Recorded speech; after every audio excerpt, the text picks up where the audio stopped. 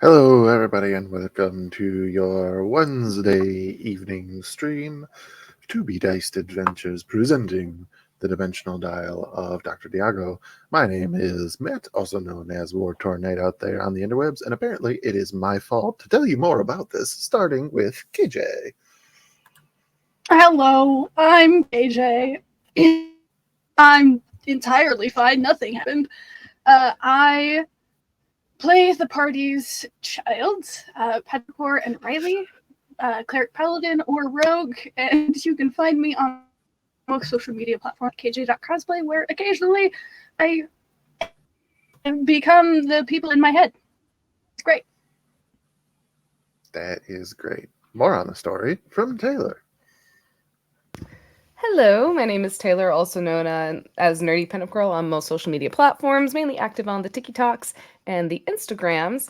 So if you like cosplay, D&D, if you like special effects makeup, smashable monsters, you should totally give me a follow. It's a lot of fun. We have fun here. But today I am playing Xanthi Nightingale. She is the sorceress of the party, former alcoholic. She's trying her best. That's it. That's it. She's trying. Keyword try. All we can do around here is our best. Somebody who does their best. Red, one of our amazing guests for this arc. Red, how we doing today? Hi, I'm Ren. I'm good. You can find me at Mask Ren on TikTok and stuff and things. Okay, goodbye. And finally, with the whole story, Victor. Well, it all started long time ago, but we're not gonna get into it. Instead, Okay. hello everybody. I'm Victor underscore the Story Weaver on TikTok. Victor with a V, power to the V today. Special recognition to that letter. Um, I play Borrow the Wandering Monk, and yeah, um, you'll see, or you won't. It, He won't. That's for you sure. won't, Anyway, or will he? maybe. Alrighty. So, that being said, later on we shall be joined by Sir Daddy Tarzani 2855. But for those who are looking for a little bit of fantasy entertainment this evening, last time on the Dimensional Dial of Dr. Diago, our group of heroes, we'll go with heroes, um, was we shit. Where did we begin? Fuck, I remember where we ended. Where did we begin? There was a lot of things going on. Clucky hit a column. We discovered Did what was That's not on the where we mural. began. It's a giant bug. right. That is it. We were Um, bringing everybody back together. That's what happened. yeah. Yes. Thank you. Somebody's paying welcome. attention, and it's not the person who runs this whole thing. I didn't even take notes. It's just last session was cuckoo bananas. Perfect. Here. So yes, last time on D&D, we began with our group kind of spread out, coming together around a mural of one Clucky McCluckerson. And no, we had to get Borrow back. Everybody was returning to the temple one by one from their places throughout the city of Oasia. After Borrow had his meeting with Master Ugri, there was much tension in waiting for him, as some people didn't want to wait. Somebody tried to emulate how Borrow sees and almost took down the entire temple that is over 3,000 years old. But that's beside the point. Um, Meeting up once again, the party went to find this mural that apparently showed Clucky in the past, but in a sort of position that made it appear that he was in some sort of prophecy of some kind. A lot of deliberation there was about what this could mean. Borrow attempting to test this theory of whether or not this is the prime dimension just in the future, went and started looking around by the monastery for something that he would have left there. In doing so, he found a box with a couple things in it, and when those things came to light that they were similar but different, Borrow had come to the conclusion this is sort of the future, but probably not our future. We went and applied that to the mural as we were looking, and Petrichor used legend lore attempting to figure out what exactly this could mean, and sort of got a brief rundown of what it was from the portion of the artist who made the mural, talking about the greatest story that he's ever heard, and how this individual rose up against such a terrible calamity, which the broken mural now we are able to know had some very large insect-like creature in the top portion of it, looming menacingly over the land. The sun went low, and the group found a tavern or an inn rather, to spend the night in, and for the first time in forever, had a stress-free night indoors at a establishment of some kind, um, with food made for them, talking to people, getting, putting their ear to the ground, getting, the rumors on the area. Not going to go too deep into it, but flying spiders, that's crazy. Awaking the next day, they decided to inquire further on what might be happening with this mural and other things. Barrow sent Janai, our half-elven person with some kind of secret, back into the temple to ask if somebody had ever been there by the name of Landros, and was met with very stereotypical corporate lines of non-disclosure. This naturally raised some suspicions, and the party went back into the archives with Barrow demanding answers. Upset with the answers not being forthcoming, Xanthi started to make her way directly to the restricted area of the archives. This, of course, ruffled some feathers, in particular from Master Xeric, who interrupted and asked why this was so important. After Barrow revealing this individual Landros to be his late brother, Xeric made mention of some type that this is not something that he should be trifling with, and after somebody said verbatim that you shouldn't let the mistakes of the past be repeated, he agreed and swung on our blind monk. What could possibly have happened in the past revolving around Landros Wheatfield? What kind of secret would be so important to be buried so deep? And what is going to happen when two practitioners of the Way of Wind clash? These questions and more have yet to be diced.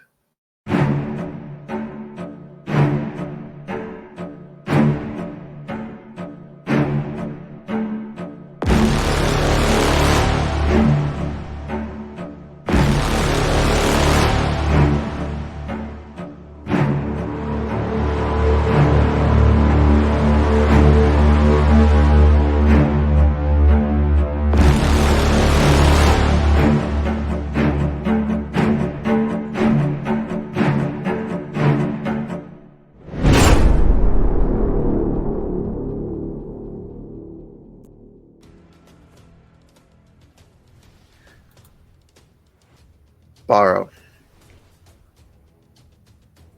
you just moved out of the way as Master Xeric the Aarakocra, using his wing for an extended unarmed strike, reached forward and swung in your direction with the intent to do harm.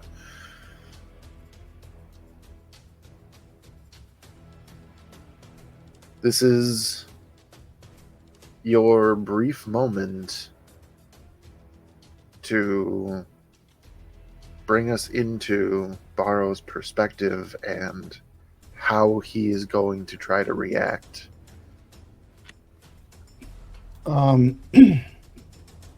Barrow felt the shift in the wind as the wing attempted to strike him, and he gracefully maneuvered and spun underneath the wing, moving to angle himself closer to the back of the master. Morrow stands there, staff on his side, body at the ready, but not not entirely aggressive in his direction. And the first thing that he says is to the party as he says, "No one intervene. Master,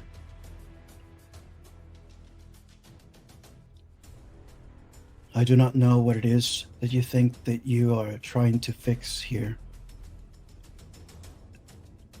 But I do not think this is our way. And I do not think that this temple deserves this more than the answers that you refuse to give. I'll ask you to reconsider." Barrow's gonna hold his action. If he senses the master attempting to strike on him again, he will use his staff and the reach that he has with it to react. You're muted. This moment of you attempting a parlay with Zurich, as you said, when he swung with that left wing and you dodged under, taking his back, he rotated, looking in your direction, and as you're talking, he is positioning, taking steps, getting a certain distance between the two of you, shifting his weight more on his back foot. And as you finish, he looks in your direction. Not our way.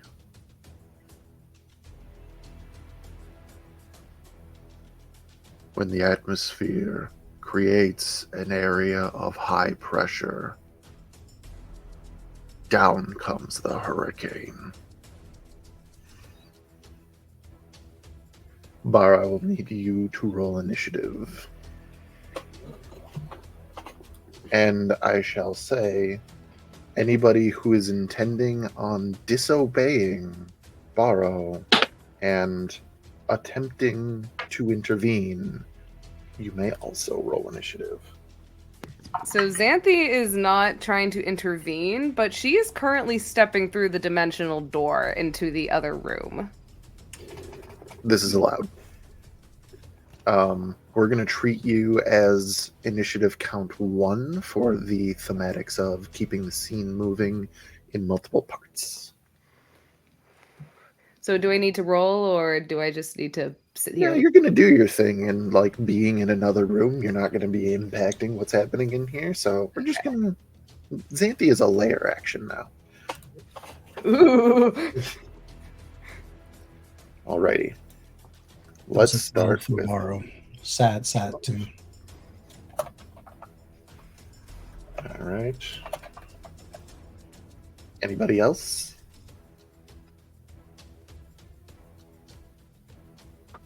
I mean, I put it in side chat. Oop, sorry, wasn't even looking. 17. So I rolled a 24. But Janai is not going to interrupt what Barrow and Zurich have going on. This is fair. This is Alrighty. to stop other people. Okay, that's fair. So, top of the round. Zurich, who had a 30. That means so much. Ow! Oh, fuck nuggets. Standing in front of Barrow, his weight shifted, wings pointed almost straight back, taking up a lot of a lot of depth in front of you. His hands raising, and then with a leap forward, extending his leg, moving to perform an axe kick in your direction, Varro. Does my hold action trigger? Yes. And I will keep this roll. Smash. Do it, Paro. I'm so scared about rolling these physical die today. Trust the bot. It's fine. Oh, never mind. Does a 28 hit? 28 does in fact hit. I need him to give me a con saving throw. Okay. I'm just going to write in my note what his attack roll was for the sake of... I know that what the result's going to be, but... Alrighty. Constitution saving throw, perhaps. That is a 24. Okay.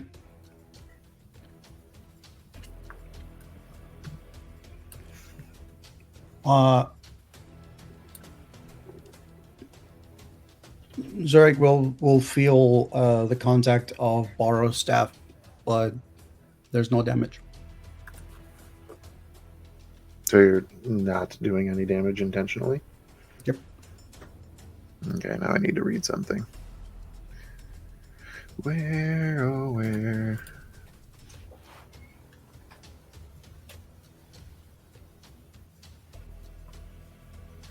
Oh, that's what Like it is. Zurich will feel, he actually will feel that Barrow made contact, but there was no intent, like power in underneath it to Fair. even like provide. Like he will feel it. It's almost like that concept of like when somebody sort of like all of a sudden like dodges and you see the like the fist is like right there, and they just stop an inch away, that kind of thing, or like when they just make the contact just on the like the surface of your body, but there's absolutely like no pain, like there's no danger, no damage. He Got just did it as a way of like, I tag you, like you've been tagged right now. I didn't infer any damage, but you basically were like tagged. You have triggered terrible memories of his childhood of always losing a tag. And therefore, he attacks with fervor. Oh no! Oh no! So the first roll that I had for an attack roll against you was a 17. That's a miss. Alrighty. Second attack. That is a 26. That'll hit. Alrighty. So that being said, wait, where did those go? Oh yeah, here they are.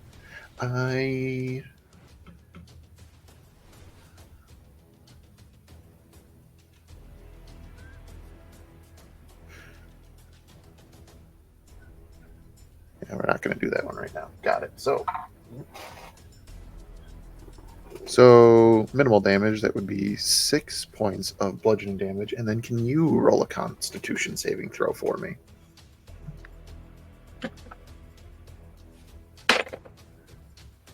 No, that's gonna fail. That's gonna be 11.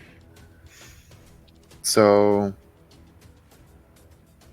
he comes with this axe kick in your direction, and you backing up, his foot hits the ground, and you tag him with the staff, and he kind of looks, gets this like glare on this scowl on his face as he then rotates into a roundhouse kick right against the side of your head, dazing you and effectively stunning you. Mm-hmm. Then he is going to flurry of blows.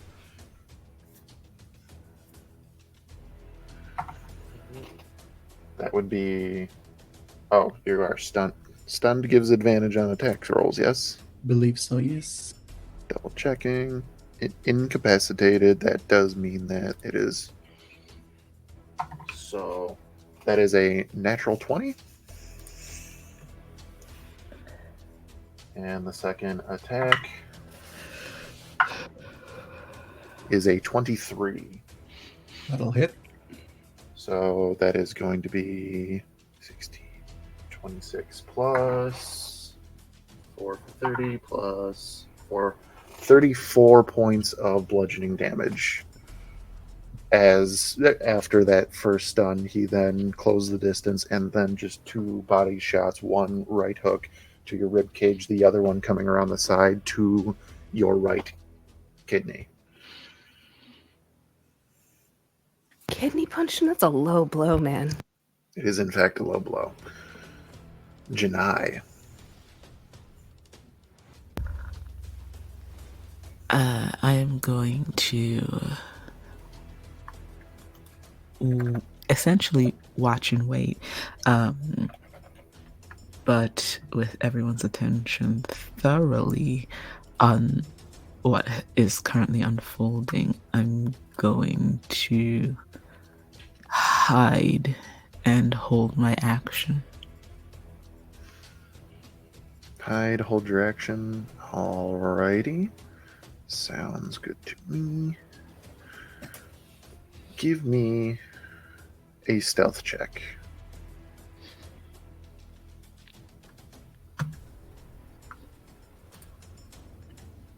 $25. 25. Alrighty. I actually think that beats Borrow. I'm not entirely sure, but I believe it does.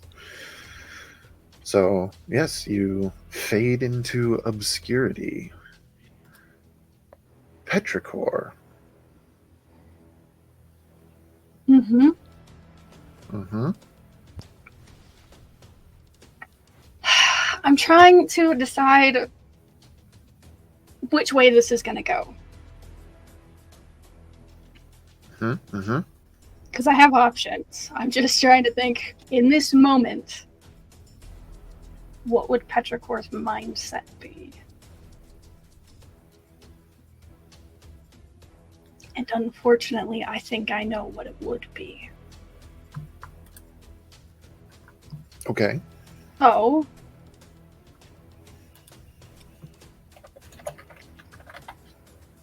Bonus actions to see if we can do anything else beforehand.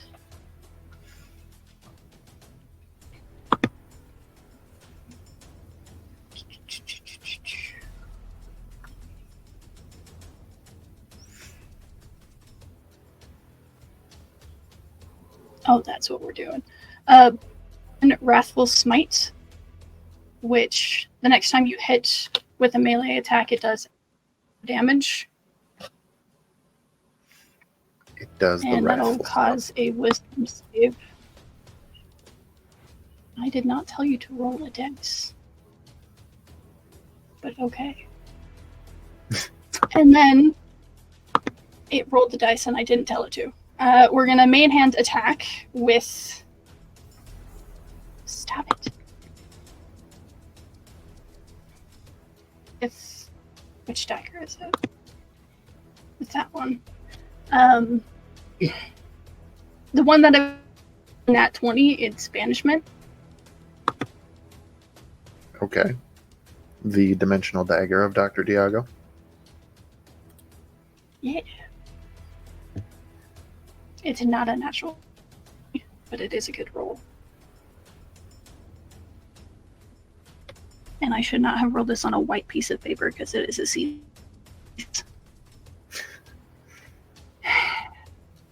The 25 to hit. That will hit. So I get a couple of things.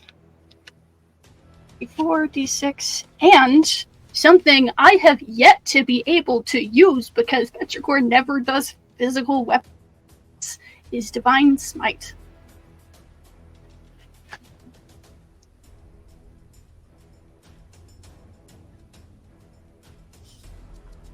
I'm here for this.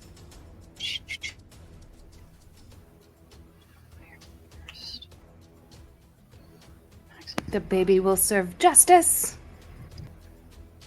I'm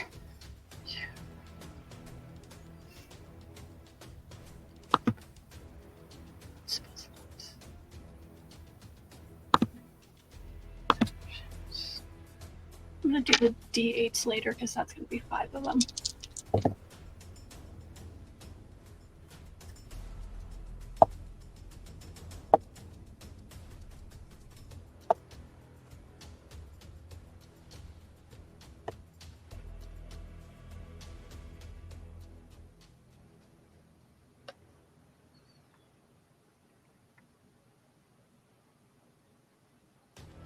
$28 points of damage. All right. And I need a wisdom save, it is? Yes. All right. Really quick as you go to... Where's your stab aimed?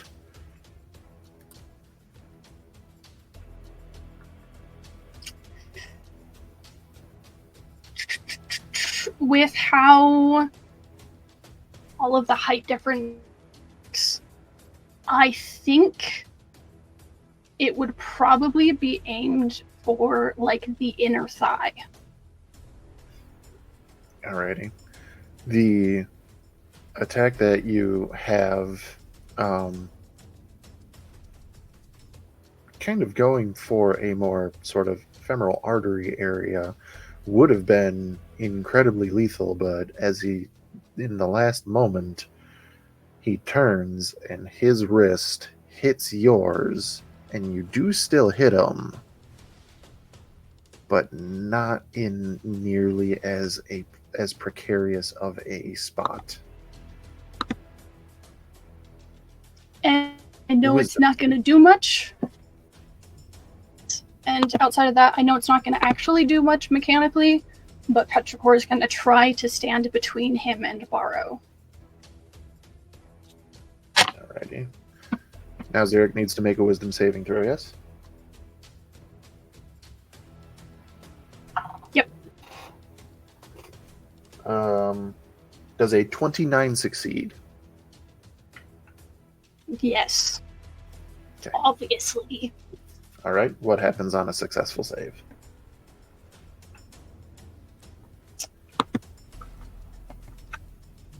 Absolutely nothing. Absolutely nothing. Say it again, y'all. Alrighty.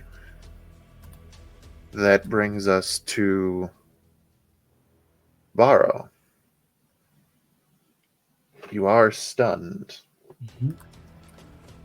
Something that's been happening to you a lot lately in big fights. I'm sorry. That being said, though, let's take a moment. Varro, knowing that a master of your monastery, but you literally felt it after that first hit made contact. This is not that you thought it was, but this is for sure no sparring match. This is very much so a master of the way of wind trying to inflict harm upon you. What is going through Barrow's mind?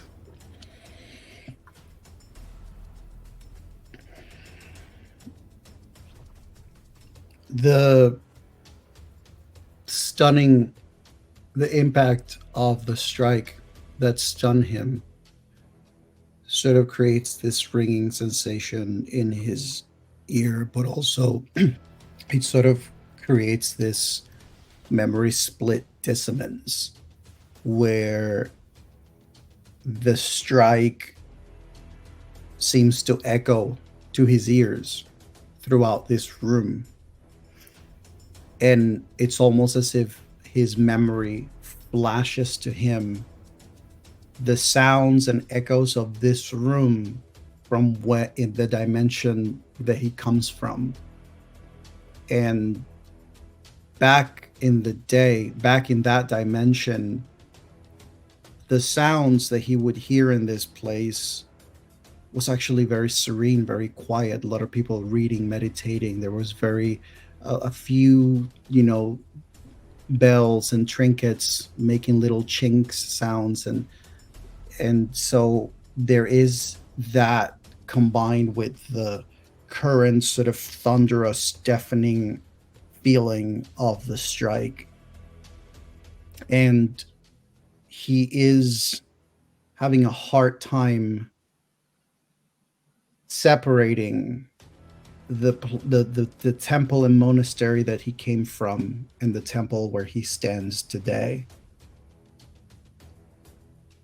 And as he can feel around him, as Petrichor has unleashed magic and now is standing in the middle of the fight, his body is also tensing in this inability to function right now.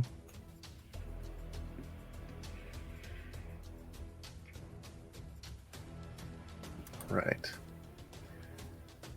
With that, we turn to the restricted section of the archives as a glowing sort of small portal opens, and stepping through is a Xanthi Nightingale. Da, da, da, da. You are in a dimly lit room, rows and rows of books and scrolls, very orderly, very well kept, in a variety of languages. What, pray tell, is Xanthi doing? So the first thing Xanthi would probably do is she's going to see if there's anything, she's going to take a quick look over and just see what exactly, how is this set up? Is it set up based on time, or is it set up based on the Dewey Decibel system? Let's call it an investigation check. Okay. Actually, I think that this is going to be a better check for you, but let's call it insight. Insight, okay. I will say she probably would also be looking for older books as well. All right, that is a 17 plus 7. 17, 18, 19, 20, 22, 23, 24. A 24. Working class 24. 24. Now, I would assume that Xanthi wasn't exactly a library girl growing up. Kind of hard to do when you're a lab experiment for a, such a brutal project. Those studies were still a thing that you had to do. It was definitely something imposed on her when she was much younger, before her powers developed more. So they mainly kind of forced any sort of information, magical information, and draconic, of course, until she became too much of a problem, and then they had to, keep her in a little crazy little concrete room. So, looking at this, it is primarily the, names of sections and things like that. They are, luckily for you, in common, and you're getting less that it's, organized alphabetically or by some arbitrary decimal system. That it is sort of, the first thing that you notice is by topics. There is philosophy, there is forms, there is different there's a section for Is there a cooking history or- section? There is indeed a historical section. Xanthi will be going right to the historical section. Alrighty. And when we get there, what are we looking for? How long ago did they say that this great thing happened with the universe, to where the rocks started flying? I don't think that they gave an exact time, but I believe that it's been alluded in the realm of a millennia plus. Okay. She's first gonna look for the biggest book that there is to see if that is just anything that is a base history of this land, and she will grab that one and start just looking through. And if there is a what is it called, a little table that tells you like where certain things are, and she's looking for Landros, or either Landros or how like this world came to be as it was, like the start of whatever they call it. What do they call it? They didn't give you a They name. didn't give me a name. So how all this bullshit began? Anything that sounds along the lines of that. Give me an investigation check. That's still pretty good with investigation. 13 plus 5 for 18. 18. Ooh, do I get secrets? Nope, as that is Aw. something that's going to take some time. We go back to the top of the round. Fuck nuggets. Petrichor, as you have imposed yourself between Barrow and Xeric, he looks down at you after you have stabbed him, one hand going and clutching his thigh.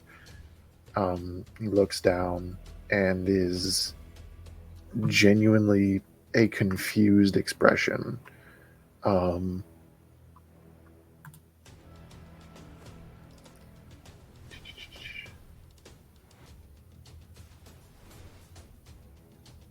Yeah.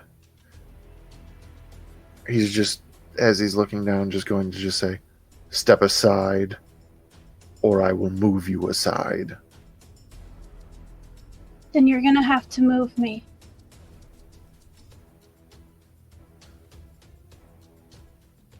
Suit yourself. Rotating, holding his hands up, thrusting them forward after rotating 90 degrees to your right. Petrichor, I'm going to need you to make a strength saving throw. Oh, that's gonna go so well.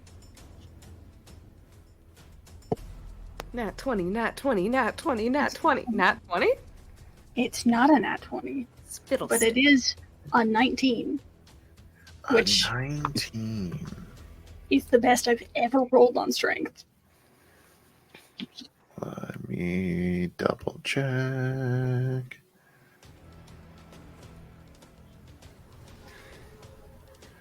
It's like Deadpool trying to kick Colossus. He just breaks his leg and just, oh! So that's how that's going to end up working. Alrighty, I have to calculate this. Boop, boop. Confirm. Alrighty. And now I have to do this. Oop, dropped one.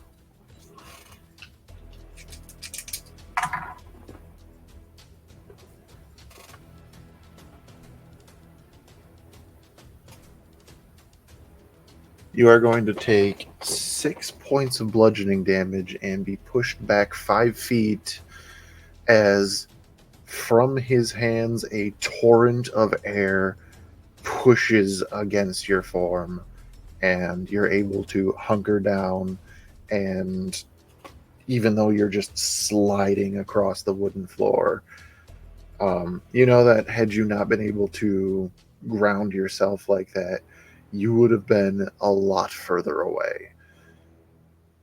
However, it is enough, and he turns his attention back to Barrow. Yield.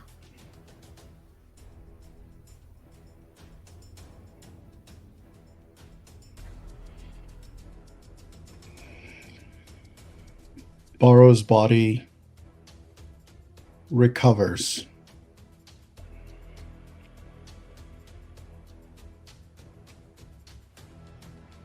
I was not the one who brought violence into the temple.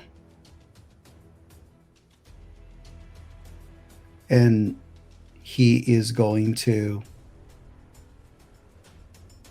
angle himself, staff lowers under his arm. And then he just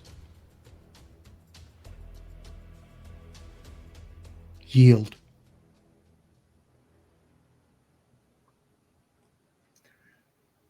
You don't know what you've brought to this temple. You refuse to explain it. Zirk will then action surge.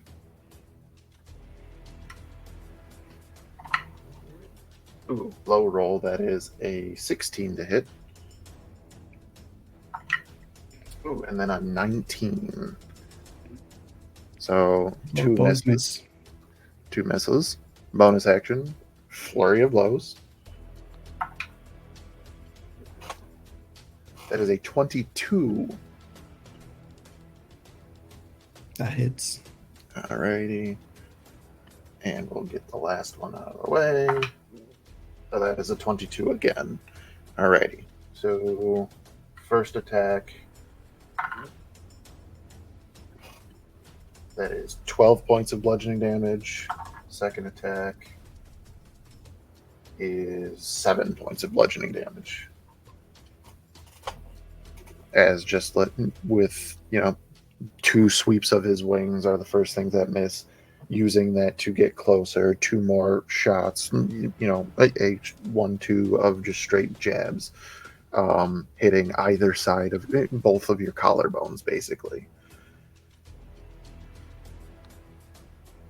Janai.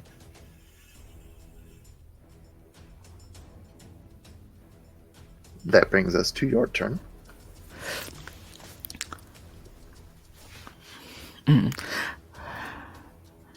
Continuing from a hidden position, Janai is going to speak to Master Zurich telepathically.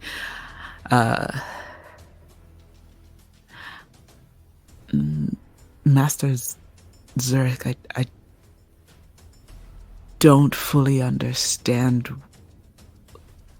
what your aim is with this. Are you trying to kill him? Responding out loud and him not knowing where you are, so his eyes just locked on to Barrow. It's not for you to know, novice.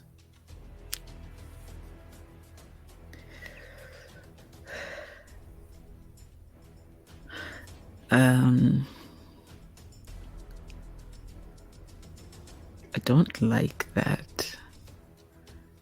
You're not supposed to. It's Called my you a job novice. to make you guys upset enough that you don't want to hurt me in real life. Fantasy. Just in fantasy. Since he doesn't know where I am, Janaya is going to.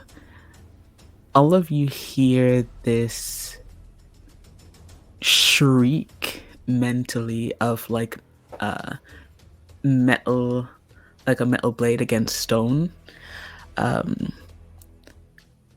and it's gonna attack Master Zurich. Spicy. I know I said I was gonna do one thing, but now it's another thing. How do I... Okay, so I have to roll an attack roll. I understand how my character works.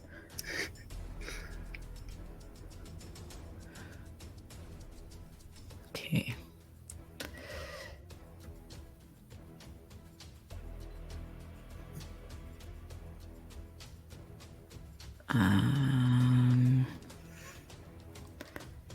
And then I roll this dice because that was low.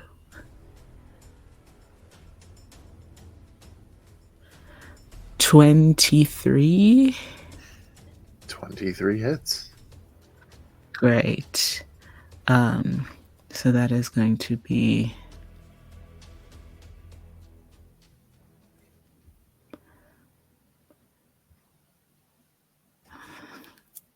76.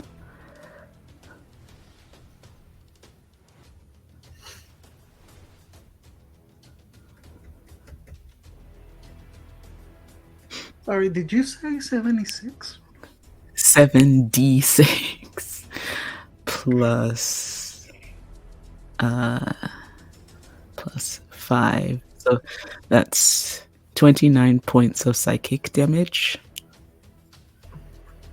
Okay. Make his brain some scrambled eggs. Let's go. That was 25. 29 29. points. I'm just... Yeah. Got it. All right. And what do everybody but Borrow see when this happens? So with that shrieking, cutting sound, it's difficult to make out, but there is a ripple that travels through the air, shrieking across like a dagger would, and it strikes Zurich in the side of the temple.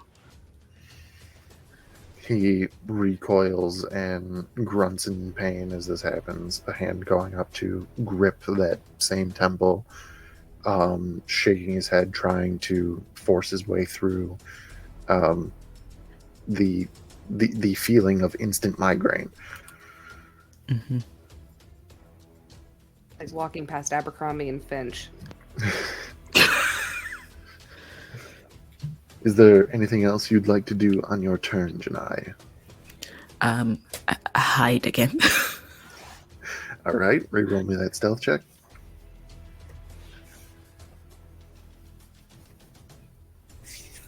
$29. Ooh, you got more hidden after attacking him. Interesting. So, now we move to Petrichor.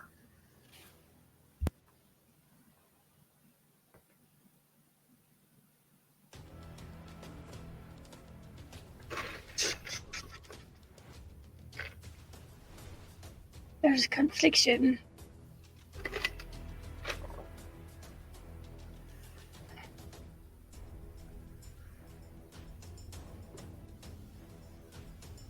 Tell me about this confliction. Well, I'll bring it to the table because it happened while other things were happening over the earpiece while Bara was stunned. Petrichor had said, "I'm sorry, but I can't let him hurt you. Not if we can do something about it." And Baro's response had been pleading Petrichor to step aside. You know, this was his home, that it deserved better. And Petrichor just said, he's going to kill you. And he just said to trust him. And Petrichor is grappling with himself in this moment. With what is happening and what's been said versus, you know, the trust that's slowly been built. And there's so much conflict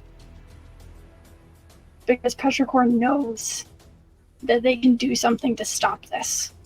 But they've been told not to.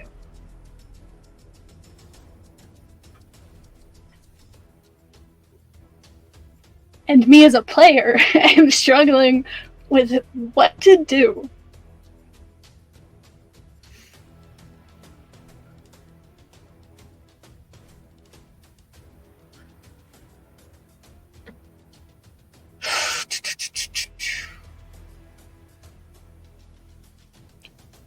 I think in this moment,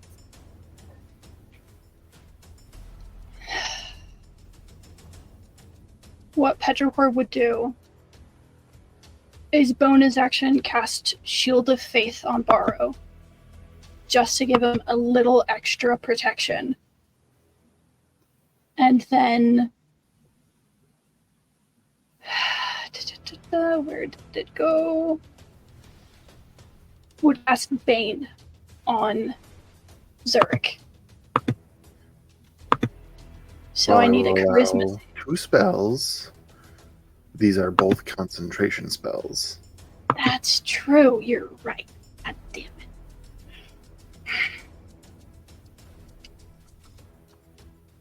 then instead... Oh, do I want to go that far?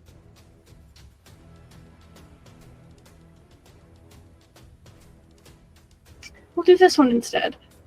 Instead, Petrichor is going to slip 2 platinum rings that they had gotten out of his side pouch, put one on, and slide the other one on Barrow's hand, and cast Warding Bond.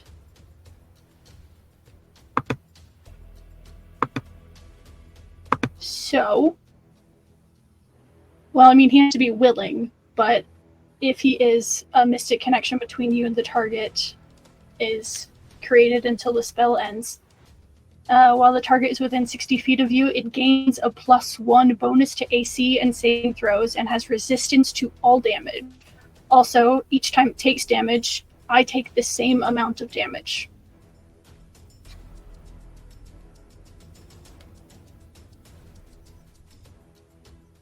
I'm going to say Barrow is not willing. Lovely.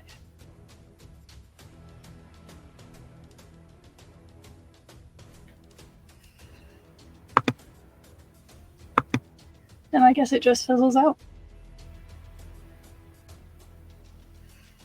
And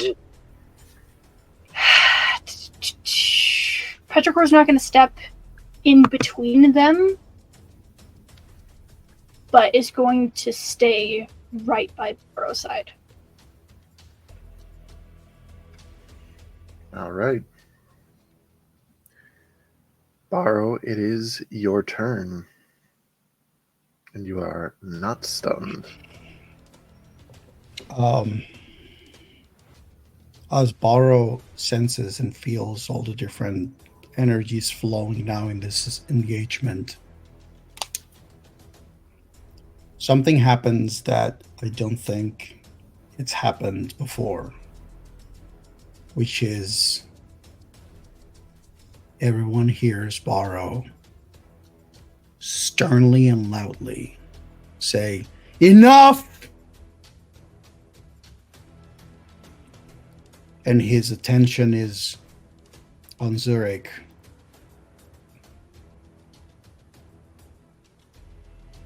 This place deserves better than this. But if this is the path you've chosen, using a key point to, as a bonus action, cast Disengage, how close is the nearest exit?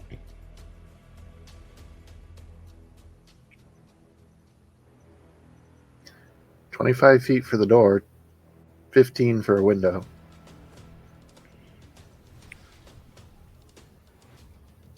Either one of these areas has people outside? The window, no, but the door, there is a gathering of individuals that some are just like, what the hell is going on? And a couple of people are like, Master Zurich is fighting someone. Barrow uses key point to use Disengage. He's going to move his entire 50 feet of movement, stepping back, reaching the door, passing the door, 25 feet outside. And once he's outside, he'll wait for Zurich. And when Zurich shows up through the door, Barrow is going to let go of his step. And is just going to lower his hands.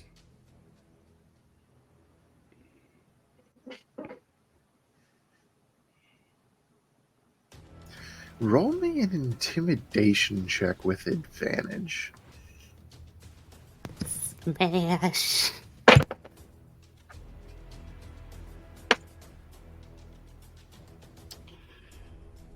Mm-mm. 11. No, this isn't a pass-fail kind of deal. It's a how effective. So, Barrow exits the room, waits outside. Xanthi, Yes. you find the biggest, oldest looking tome that you can possibly lay eyes on in the historical section. It's stereotypical big wizard book big. Like think Gandalf in the beginning of Fellowship when he's going through the archives in Gondor. She's probably seen quite a few books like this, Yeah. being under the wizard. So, if I may take the liberty, a table nearby, you put the book down and start going through it. The title isn't on the cover, but it is on the first page. And it actually looks familiar in that during your studies, you've read the history of the Daedarian Empire. It's just, you've read volumes 1, 2, and 3. This is volume 6. Okay. What do I remember from 1, 2, and 3? 1, with a brief history, goes over more of a, not a first-hand account, but it begins with the birth of Aetheria, which the Aether, also the official name of magic itself, spawning all of the gods and deities that we now know. And they helped create the world. This is where it started, and the sort of like back half of it are like the early events that we know. Sort of the first eruption of Kalman's Maw, and also the sundering of the dwarven kingdoms and the subsequent creation of the mountain hold known as Helgrim's Hold. The second one goes through the times before the founding of the actual founding of the Daedarian Empire, where the 5 nations of the world were at constant war with each other, all going over dominance, trying to figure out who actually is the one in charge. Many different events going back and forth. The beginning of struggles between the nation of Dormok and the people, the refugees from the country of Zakharoth. These individuals trying to just make it to an area that is, better and more habitable, and they were denied entry, thus creating animosity. Other such events in this particular war include a group of mages from Zakharoth poisoning the fertile ground of Dormok with Rude. wild magic from the Feywild. And this subsequent disease that people would get after consuming food during this time caused the deaths of tens of thousands of people. The third book is the beginning of the actual Daedarian Empire. Then King Jorn III, now pronounced High King Jorn III, putting forth the treaty between all 5 nations to bring everybody together. And getting everybody to try to work along. It goes through how this is a time of adjustment for the next 300 to 400 years, and that sticks out to you, Xanthi, because to your knowledge, the Daedarian Empire was founded a little less than 200 years ago.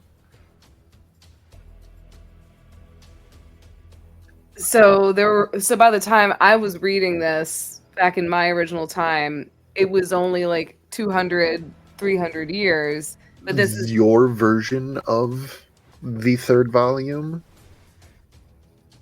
it doesn't detail that much. The missing one that is on the shelf somewhere would, and you're getting context for it from reading the sixth volume. okay. So what is in this volume? This one is making a lot of references to things that you're just like, I can't believe, like, why is that a thing? That doesn't make sense. They found what where, and eventually you start getting to this idea where there is this new brewing struggle. And it's at that point that I would like you to make another investigation check. Okay.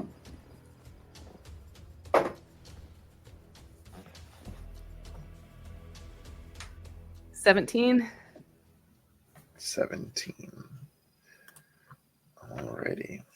And I will say, because Petrichor or KJ mentioned it in the side chat, and in order to not like metagame, can Xanthi still having the connection to? We still have the connection to Janai, correct? The mental connection. Yes.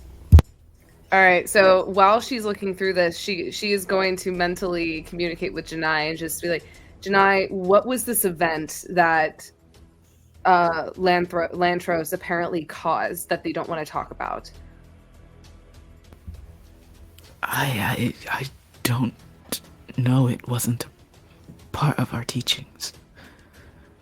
Well, like the event I'm talking about is when the rift appeared, as KJ said in the side. And would that be something that they would have been taught, or is that?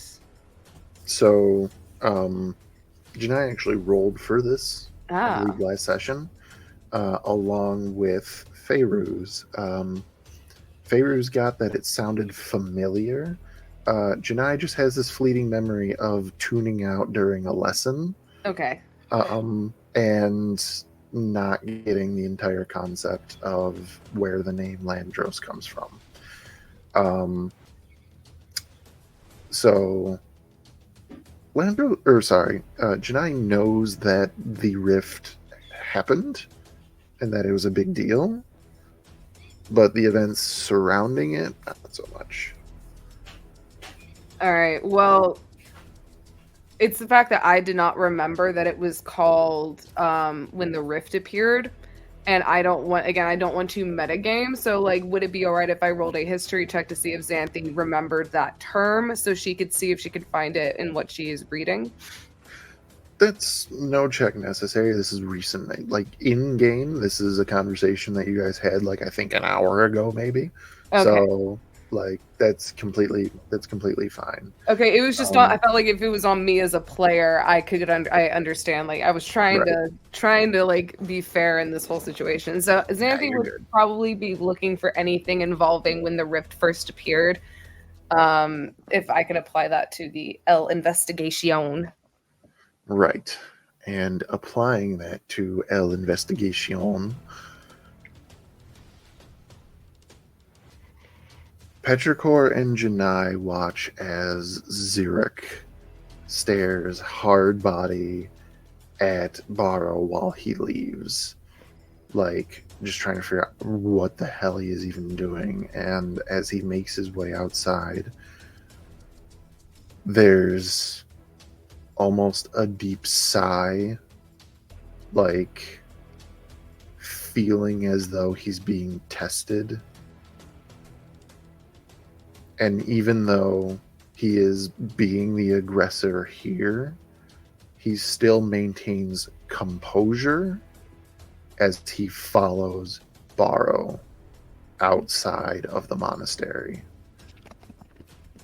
standing atop the handful of steps at the door, looking out at Barrow. And Barrow, I believe that this is where you said that you would drop your staff. Go ahead. Oh, go ahead. No, you can. Is this me interpreting this? Is this similar to what you did last time of you trying to see where the staff falls? Not Or is exactly. there another person? Okay. Not exactly.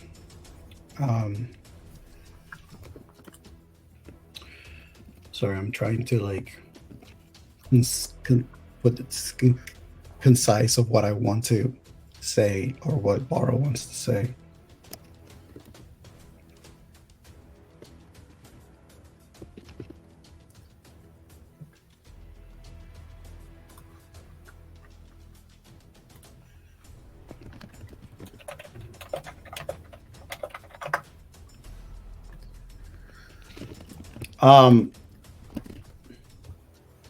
Barrow is basically stepping out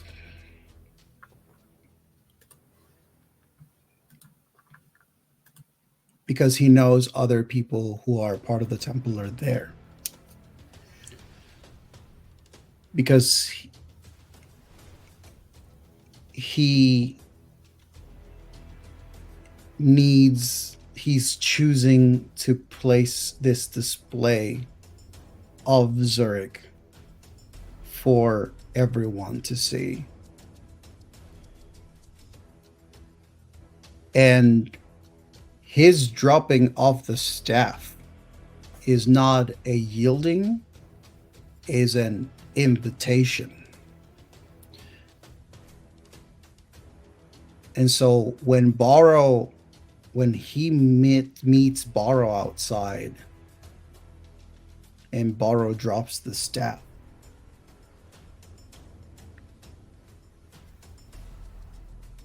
Barrow places his hands behind his back. And he recites, "As the leaf falls, I surrender. As the wind blows, so I trust. As my feet wander, my soul knows. As the wind stops, so the leaf I become." And he's just standing there.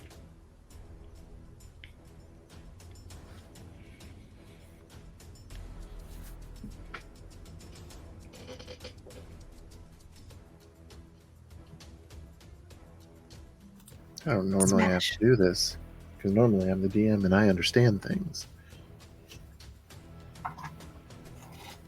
Of course, he rolls well.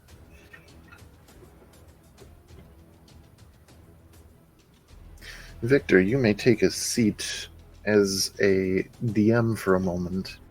What would Zurich be able to infer from this behavior with an insight check of 12?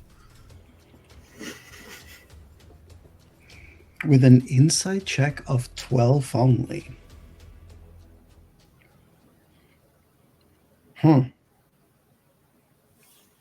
It is possible that Zurich may be taking this as a taunt, considering that Barrow just recited a passage from the Way of the Leaf to him, dropped his staff, and put his hands behind his back, which was something that once upon a time a Barrow master did to him during a lesson.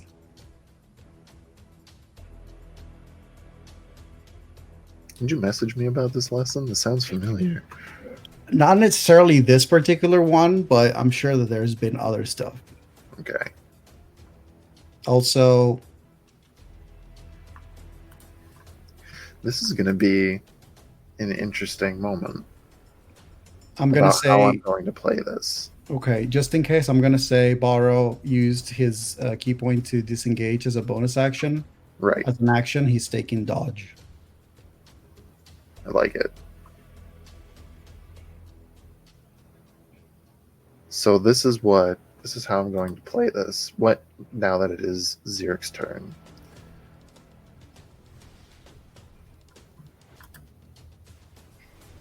Zirik, believing that this is some type of taunt, not wanting to be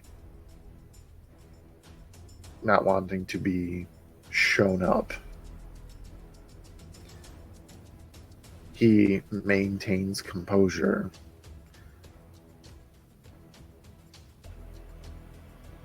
Walks towards Barrow. And as he is walking down these steps,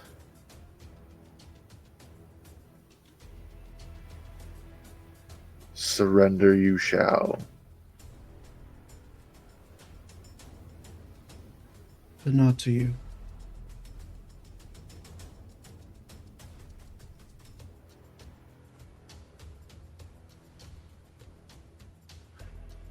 As Zirik approaches Barrow, I would like you to dictate what action Zirik takes as he is, through whatever serendipitous moment it may be, mimicking what Barrow did in this instance with his former master.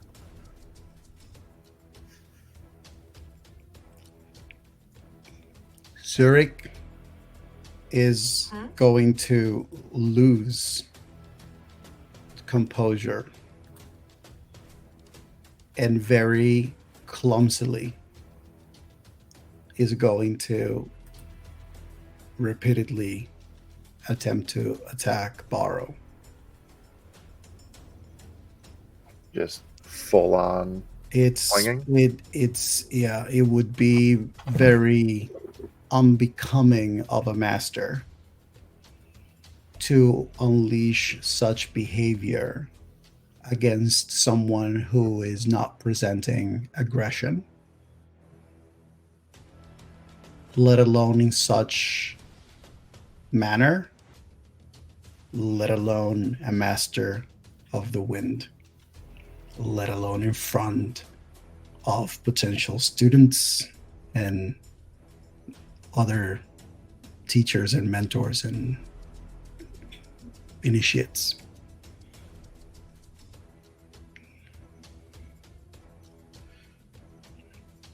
That exchange happens as as Zirik is approaching, and he says, "You will surrender." And Barrow says, "Not to you." And this comment just digs right to the core of everything that Zirik is trying to do here. And it's in response to the sheer audacity. He is a master, and you do not speak to a master like this.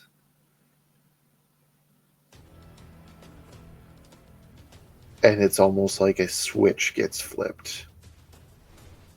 I will also add, Barrow is not going to move out of the way from the strikes. He's going to take them all, and he's going to do his best to basically stay up. Do I still have disadvantage from dodge if you are accepting these hits? Nope. So are you saying that I automatically hit? Yes. Normally, in cases of things like that happening, in other times when rules do things like this, such as being incapacitated or paralyzed, these hits are considered crits. You're the master. You're the DM. Barrow is going to be taking every hit, and every hit that he takes, he continues to recite the Way of the Leaf. Every time, staying up, standing his ground, repeating over and over the passage.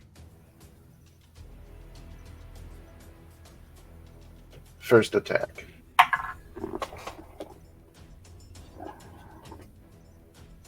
$15 points of bludgeoning damage. Second attack. 18 points of bludgeoning damage. Flurry of blows. Third attack. 14 points of bludgeoning damage. Last attack.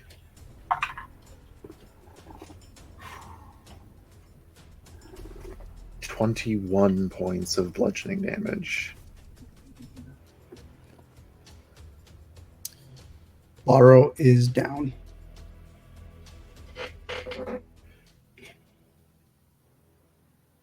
With this speed and this fury,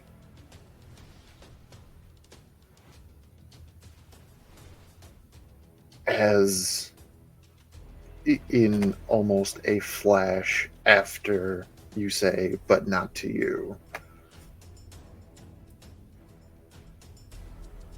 it is a quick strike to the bridge of your nose, a second one to your a sidekick to your solar plexus, a second punch hitting just below your throat before finally leaping towards you, wings outstretched, pushing him forward in a flying front kick right in your chest, knocking you backwards and you falling to the ground unconscious.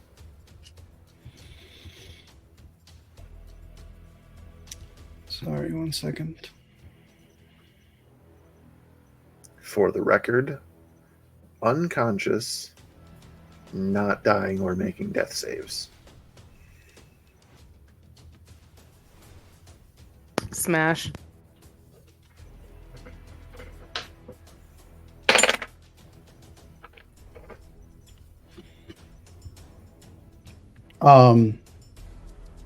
Yeah.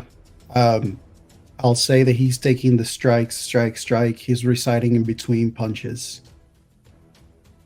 And the last one is that moment where he falls to his knees, blood coming down his nose. And he finishes the last as the wind stopped, so the leaf becomes it. And his hand sort of races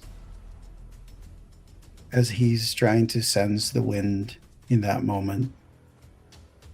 And it's just that feeling as he just drops.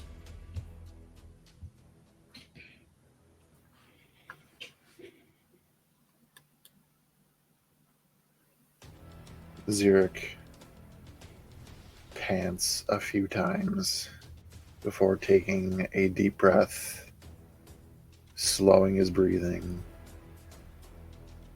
turning around to see a crowd of monks and novices and students.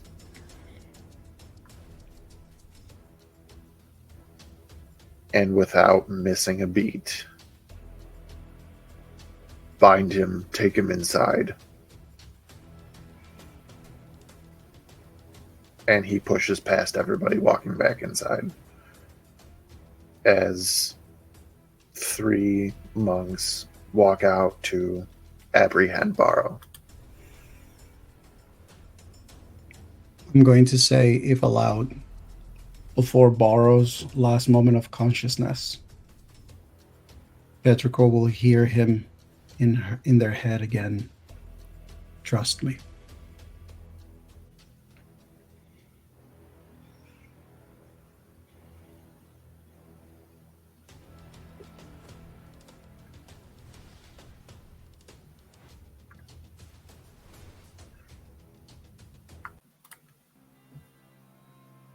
I'll say that we are of initiative,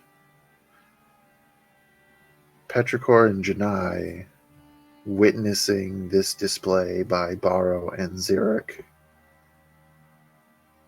what are our reactions? As soon as Barrow hit the ground, the first thing that anybody hears before Xeric can even talk is just Petrichor crying out for Barrow and trying to get through the crowd. Nobody would stop you from going over to him, but these monks would still be moving to apprehend him, binding his hands and feet with rope. Petrichor would just be clinging onto him.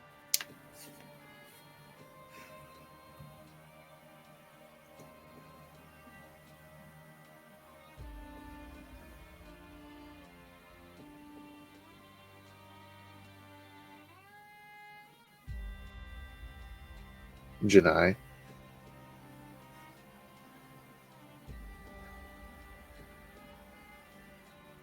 You made it. Yeah, I realized.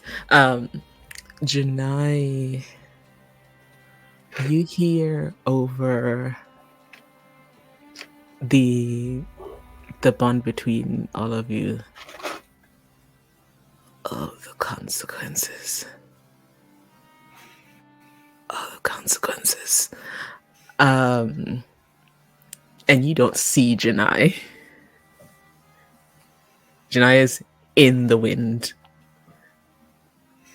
I will say, upon hearing that, Xanthi is still flipping through pages. She goes, "What the fuck just happened?" Xanthi. Oh, okay, yeah. I was about to say Xanthi isn't aware of what's happening. Well, like if she just heard that in her head and she heard something about consequences, she's still actively looking through things. She goes, "What the fuck just happened? How much time do I have?"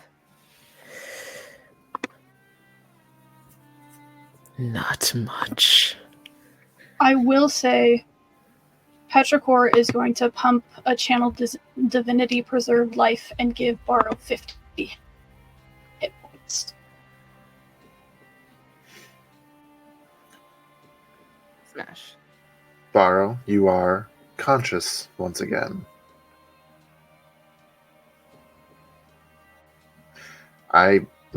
So I'm going to take this point. Sorry, 50 points? 5-0?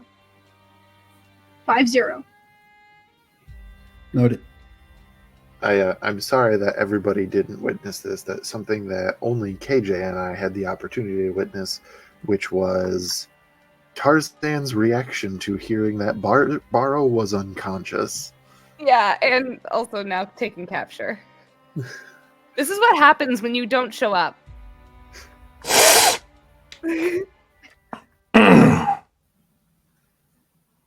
Is Clucky there? Canonically, Clucky had nowhere else to be. However, we can play it in whatever way ends up making sense. But the fact of the matter is, before shit fully hit the fan, it was on its way to the fan, but did not actually hit the fan and splatter everywhere. Okay. The Barrow told everybody, do not interfere. Yeah, Clucky would be very, very, very conflicted about this entire situation.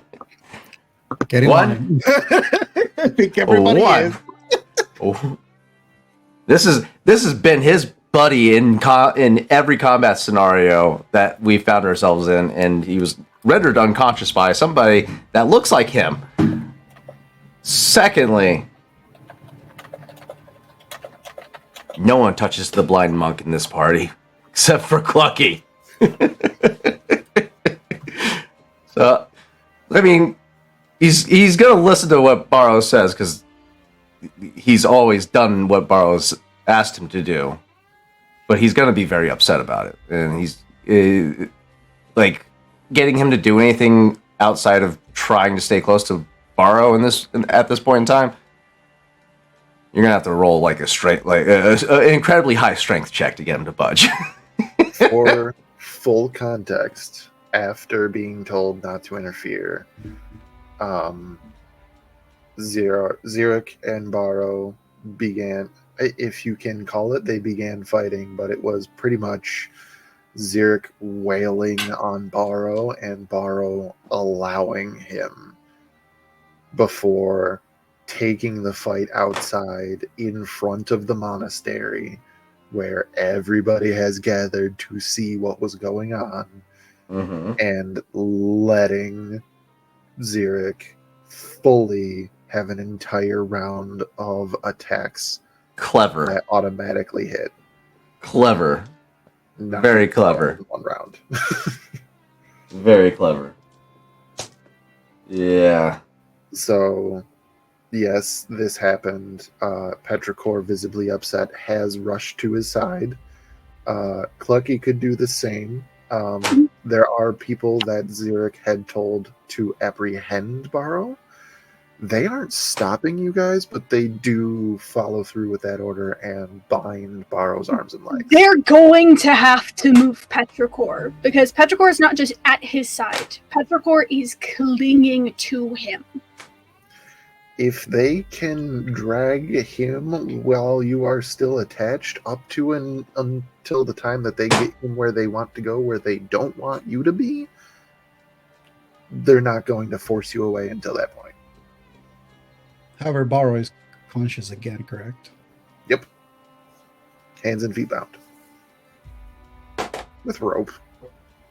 Barrow is going to have with his focus on Petrichor is just going to be Petrichor. Petrichor, listen to me. No. Listen to me. This. You have to trust me with this. Can't let you go again. I won't.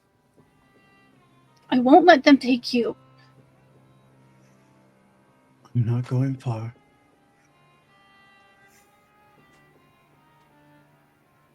I won't let them take you. You have to.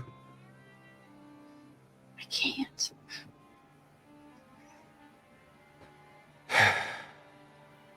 My child. Look around. This place saved me once upon a time.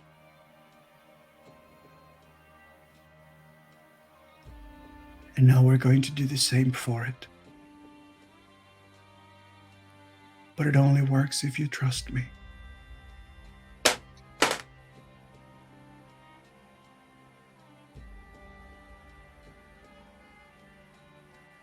What do you want us to do? I can't. I won't. No. Clucky. Aye. Take Petrichor. Keep the rest of the party safe. No. No. Petrichor. I am but a whisper away. Remember? And then he will say, remember, in your head.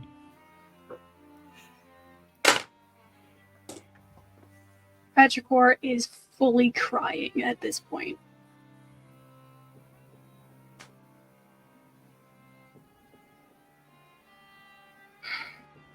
Come with me, Hatchling. We need to go. And they're not letting go. I will say at this point, when Janai is not responding, Xanthi is then going to go to the inner piece connecting to Petrichor and be like, what's going on out there? There's no response. She's gonna go to Clucky. Clucky, what the fuck is going on out there?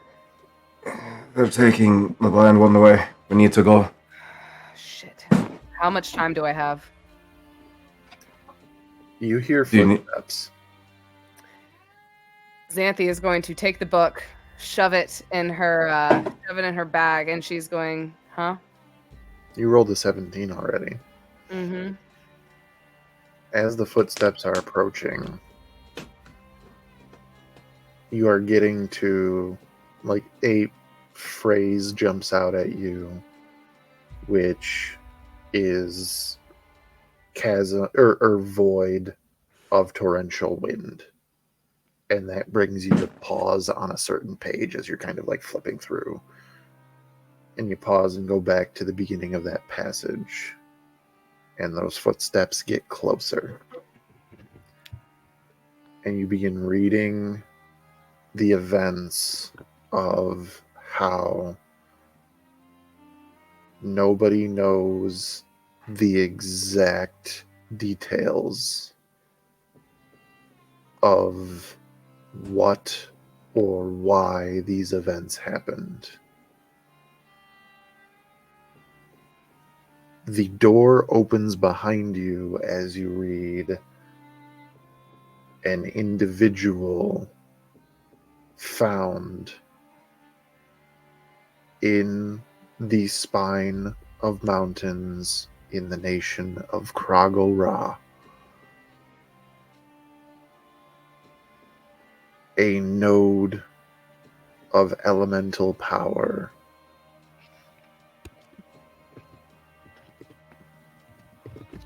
And as you hear a person behind you saying, "Miss, you cannot be back here. You must put that back now." Xanthi just closed the book. She turns and she goes, "Oh, I'm so sorry. I was just I love history, and I think I might have just wandered in here. I'm so sorry. Is everything okay? I heard there's some just crazy things going on outside."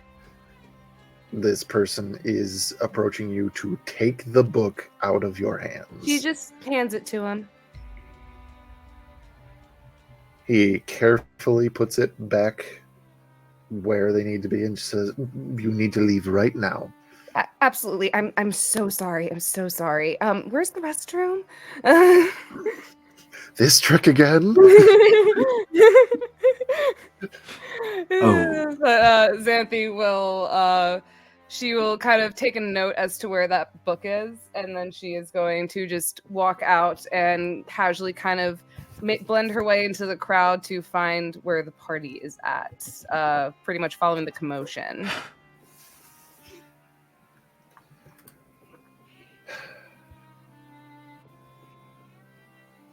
All right. I had the answer right there. But anyway, it's not hard to find Clucky McCluckerson of all people within a crowd of like this. You approach them and everybody looks very, very upset. But I will say that this is the point that you meet up with them after they separate the party from Barrow and take him deeper into the monastery. All right.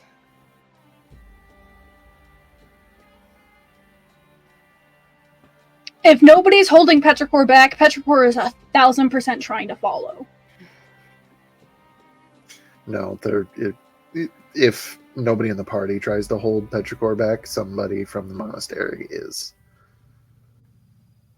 Clucky, following Barrow's instructions, would have been holding on to the hatchling. Actually, before Xanthi, if it is permitted, before Xanthi goes to find the party, she is going to go to the restroom if there is one nearby. If you, in the context, this person thinks that you're full of shit, not literally, but like just like the whole, "Oh, where's the restroom? Oh, I'm yeah. sorry," just hurries you out, closes the door, and like if you keep asking, "Hey, where is the restroom?" just finally points to where there would be a washroom. Okay. Do they lead Xanthi to the washroom? No, they point. They point. Okay, but they did leave the library, correct? They left the archives and they locked the door behind them. Okay. Well, is it still within 500 feet of me? Yup. Xanthi's gonna dimensional dial, or not dimensional. She's gonna dimensional door back in, grab the fucking book, and she's going to book it out, and then use the restroom, wash her hands, put the book in her bag, and she is going to walk out and just kind of smile, go thank you, and then go to find the rest of the party. So you're going to dimension door 2 more times? Yes, I will. I can. Yeah. You have the resources to do so. I do have the resources to do so. I would hope. We just got done resting. That'd be great if you dimension doored in and you couldn't dimension door out. I have 3 slots for that, so yeah. Alrighty. So, yeah, successful. This is no arcane library of mystical, magical knowledge. This is a catalog within a monastery in a rather peaceful area. Their security is lock and key on a door, and everybody's due diligence. No one can handle my whoosh powers. But yeah, Xanthes will walk out of the bathroom and she will join Clucky and Petrichor. Seeing Barrow bound and tied, she's going to turn to seeing Petrichor in despair, obviously. She's going to kind of just gently pat their back and actively trying to fight Clucky, but is losing. Yeah, I know. And Xanthe is just going to look at Clucky and just go, Clucky wouldn't be holding the Ashling up in the air because he's equally just as distraught about the situation. But so he understands where the child's thought process is. Looking at Xanthe,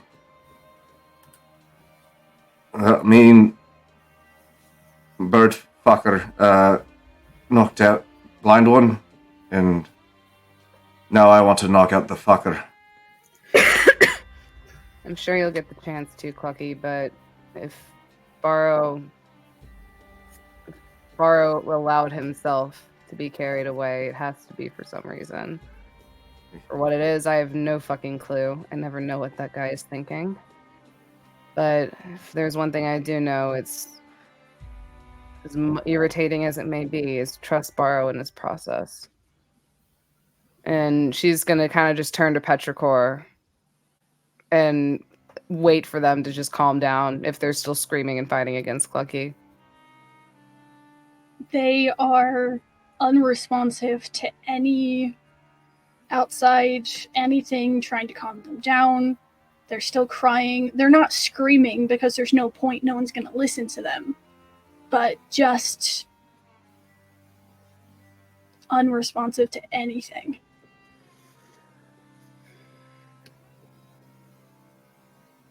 We should find a place to think. Not something I'm good at, but the two of you, I think we could come up with something. Well, I have a feeling we're not welcome at the monastery, and considering I just decided to check out a library book, we should probably head back to the inn. You stole something?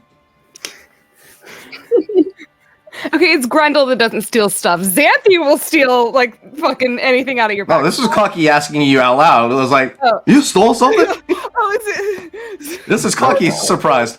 Want a microphone with that, too? Xanthe just goes, "No, Clucky, I didn't," and then just continues on.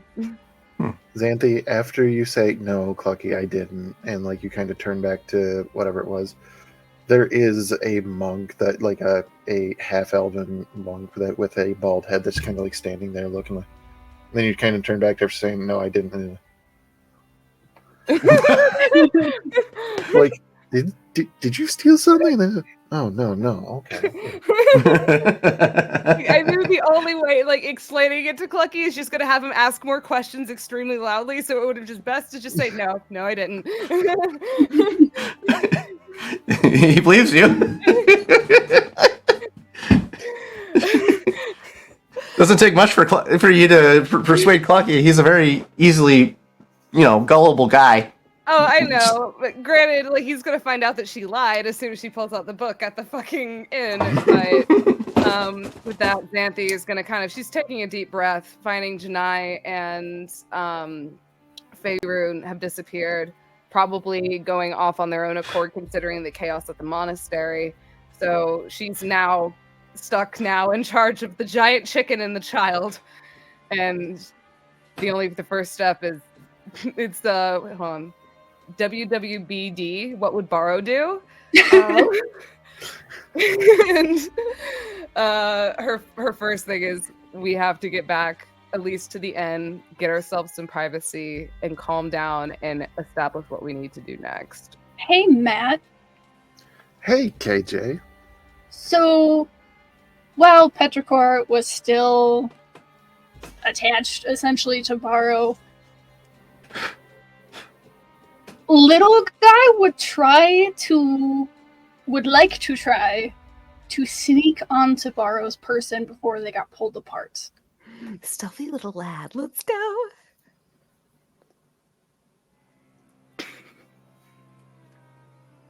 You can certainly try. He has stats for this too. I never get to use them. What would this be considered? Just stealth? Yep.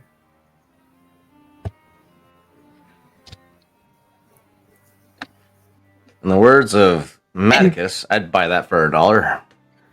This is so fucking dumb. It's always with him. That's a natural 20 for a 22. Smash. Stealthy. All right. Okay. He's a stealthy boy. Little guy understood the assignment.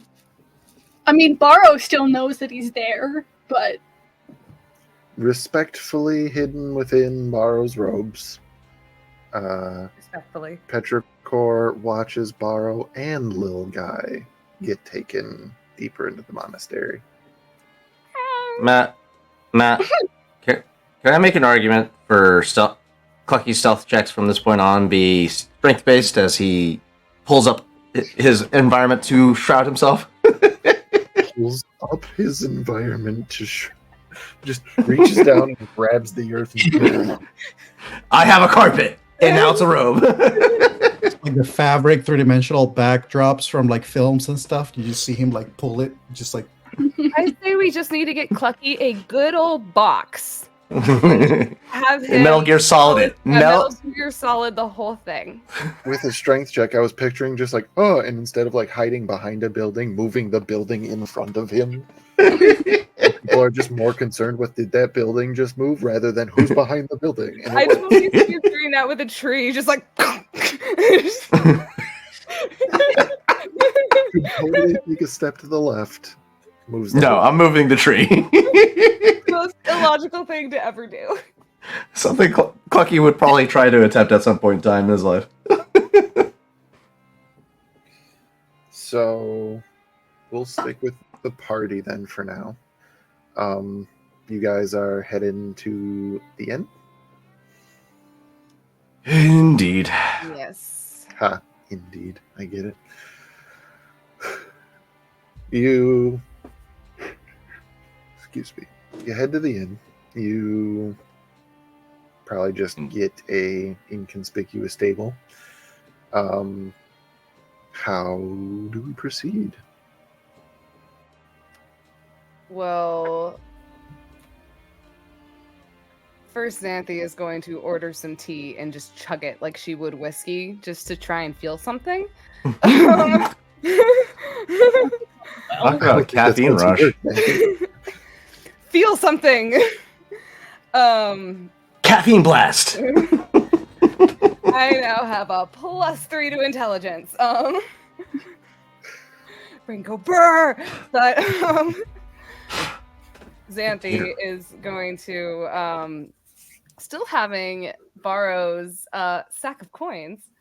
Xanthi is going to pay for another room, order some food, and pretty much guide the party up to the room to where they all have privacy, and close and lock the door and make sure the shutters are closed, everything like that. She is going to put again a charcuterie board down in between her and Petrichor, and like what like A what? it's like a charcuterie board, but in the desert.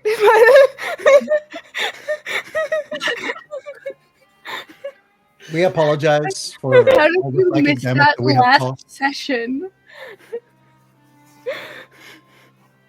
Wee! That's a first. Xanthi's not calling it this. I'm calling it this. Taylor, don't feel like you need to explain yourself. Oh my god. As my husband calls them Taylorisms. Mhm. So Xanthi will take the little meat and cheese platter, put it down in between her and Petrichor, and whatever Clucky wants to get to eat, she will have that for Clucky. And she immediately turns to Petrichor and she goes, I haven't seen you eat today. You need to eat something. As soon as Especially if we're gonna Petrichor go is up let there. go, Petrichor just climbs into one of the hammocks and just cocoons. Xanthi just kind of takes a deep breath. And she looks at Petrichor and she goes, we're going to try to formulate a plan to get Barrow back. If you care to join us, you're welcome to anytime. But I know you're always listening, but if you need to sleep, sleep. But with that, she's also going to take a little thing of her daggers, tie some string on it, and she's going to put it on the door. And also, she is going to tie the window shut with rope. So the baby is a little bit harder to sneak away. She's learning. She's child-proofing. Yes! Xanthi will child-proof the fucking room to make sure that the child could not just sneak away. Xanthi's going to put the small covers over the doorknob so that the child obviously doesn't know how to squeeze it properly to make the actual doorknob turn. It just spins around. Your fingies are too little. But Xanthi will also have Mage Hand present and just kind of gently rocking the hammock back and forth to help soothe Petrichor as well. But also keep an eye on them. I'm going to help you, but I'm not having any of your fucking antics. Exactly. And the last thing she needs is the child disappearing. And yeah, and honestly, we could use the baby, but. And the camera pans over to see Clucky currently trying to strap the hunting trap that he has to the window.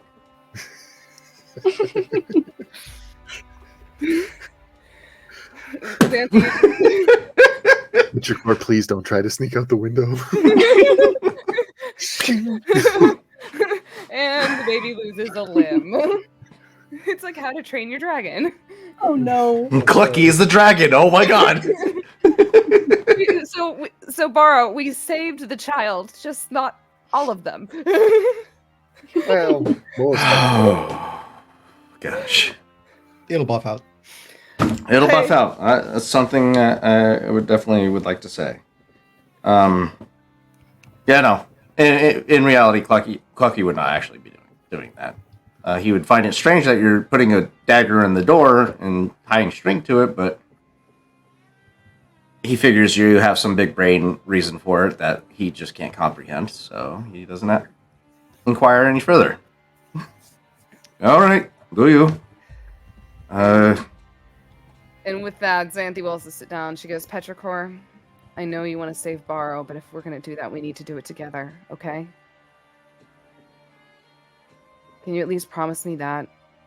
The last thing you know Barrow would want is for you to wander off by yourself. With that, she's going to turn to Clucky. So, Barrow has been taken by the monastery. The Air Genasi and the half-elf have disappeared. So when do you start slaughtering everyone? That wouldn't be what Barrow wants. I know. That's what I want. Trust me, Clucky, as much as I would love to go in there lightning ablaze, I wouldn't, because Barrow specifically asked to not bring violence to the monastery, but... Yeah, I know, and that's why it's so frustrating. I don't understand why you guys choose to do everything so fucking hard, but it would just be easier just to force our way back in and take what we want and go about our day. Clucky, take it from somebody who is prone to rage probably just as much as you can be. Granted, I don't get the strength that you do, but it takes a lot more strength to withhold an attack and allow things to take its course than to just go in completely blind. You end up hurting people that way.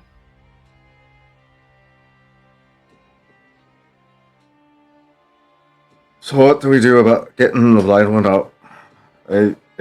I I was expecting the two of you to come up with something. Because Well, this is outside my strengths. well, I think we aren't going to be using strength in this situation. She's going to pull out the book and place it on the ground in between her and Clucky. We're going to get as much information out of this as we possibly can.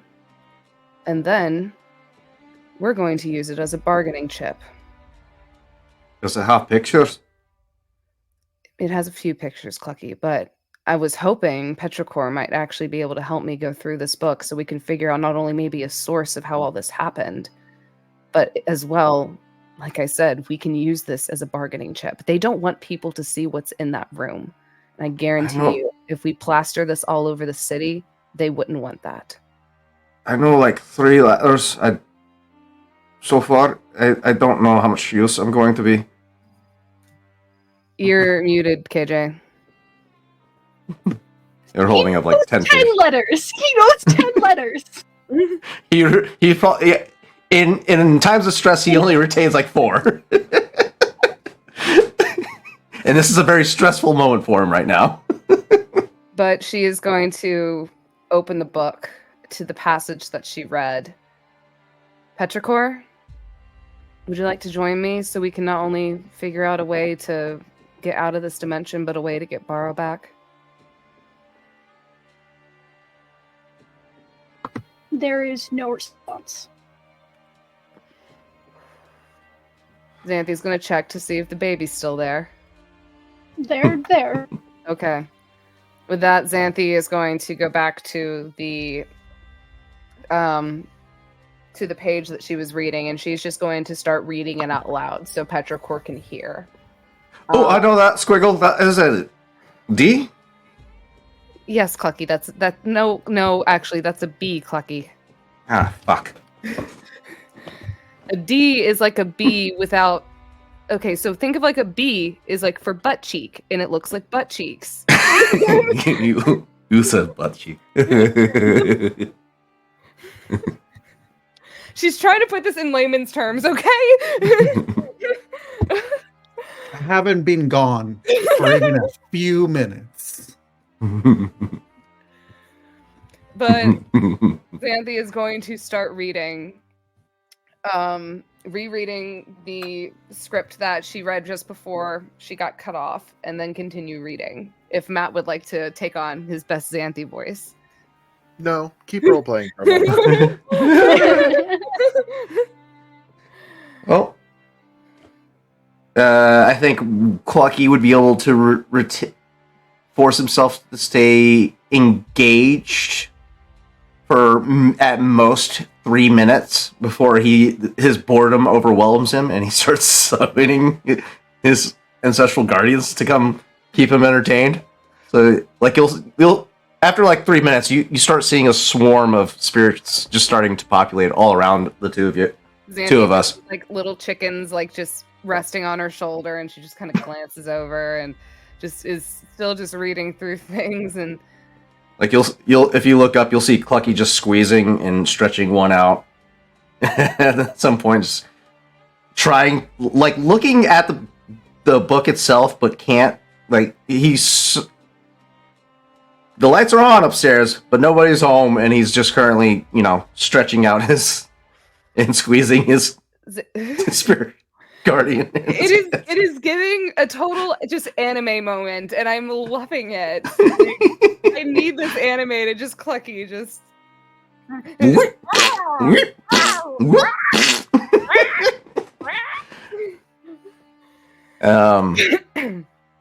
And then you'll hear a very familiar hum as he's trying to appear to be reading, but he's 99 bottles of whiskey on the wall. No, that's not how the song goes. It's stalks of corn. Well, for some it stalks the corn. For me, it was bottles of booze.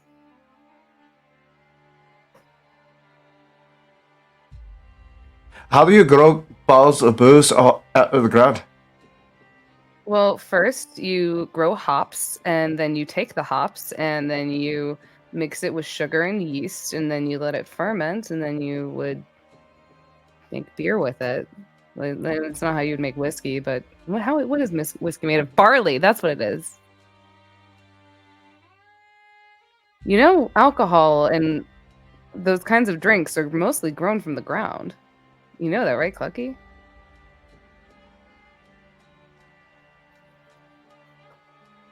Yes.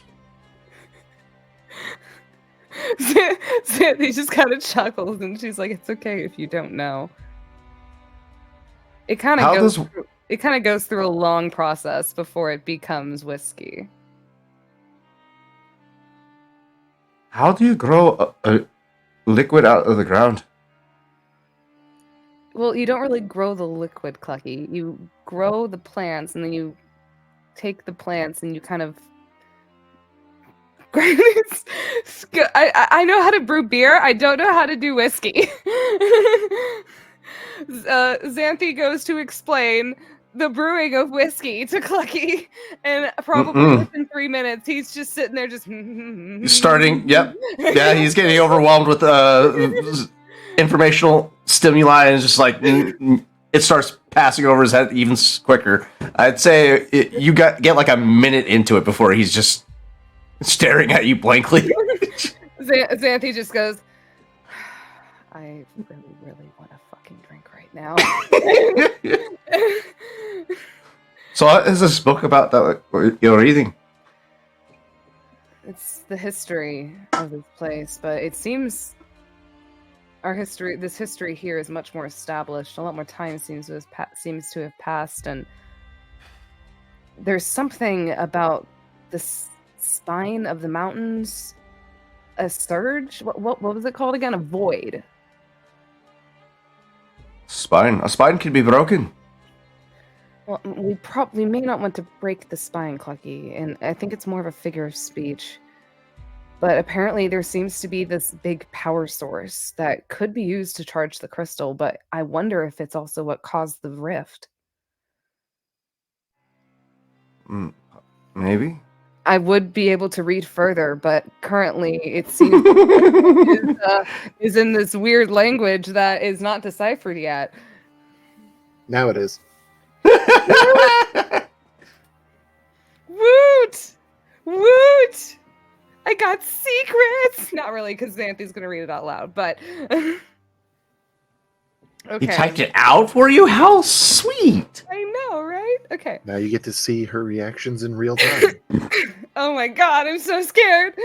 I'm terrified. It'll buff out. Okay.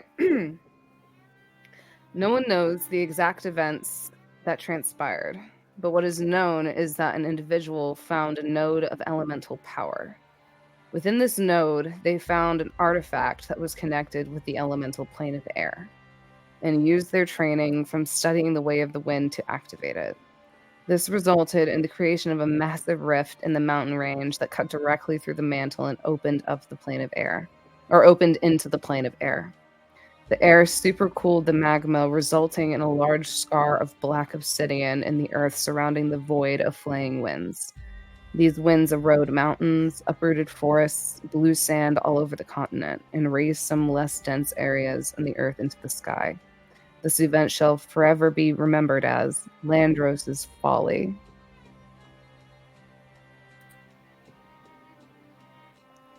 And you kind of hear Xanthi's voice just taper off.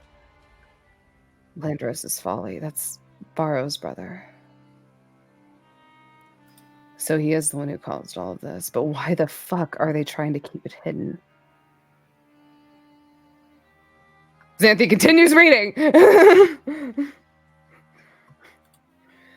Does Petrichor react to all this? Because Xanthi read it out loud.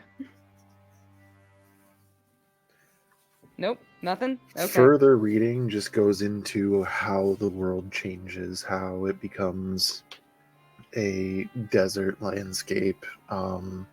The large mountains now in the sky, eventually settling into some type of air current and patterns circling the continent on a almost 6-day cycle. The new landscape, some species on the planet were more favorable to them, some were less favorable. Lots of different species go extinct where others thrive and become the new dominant species.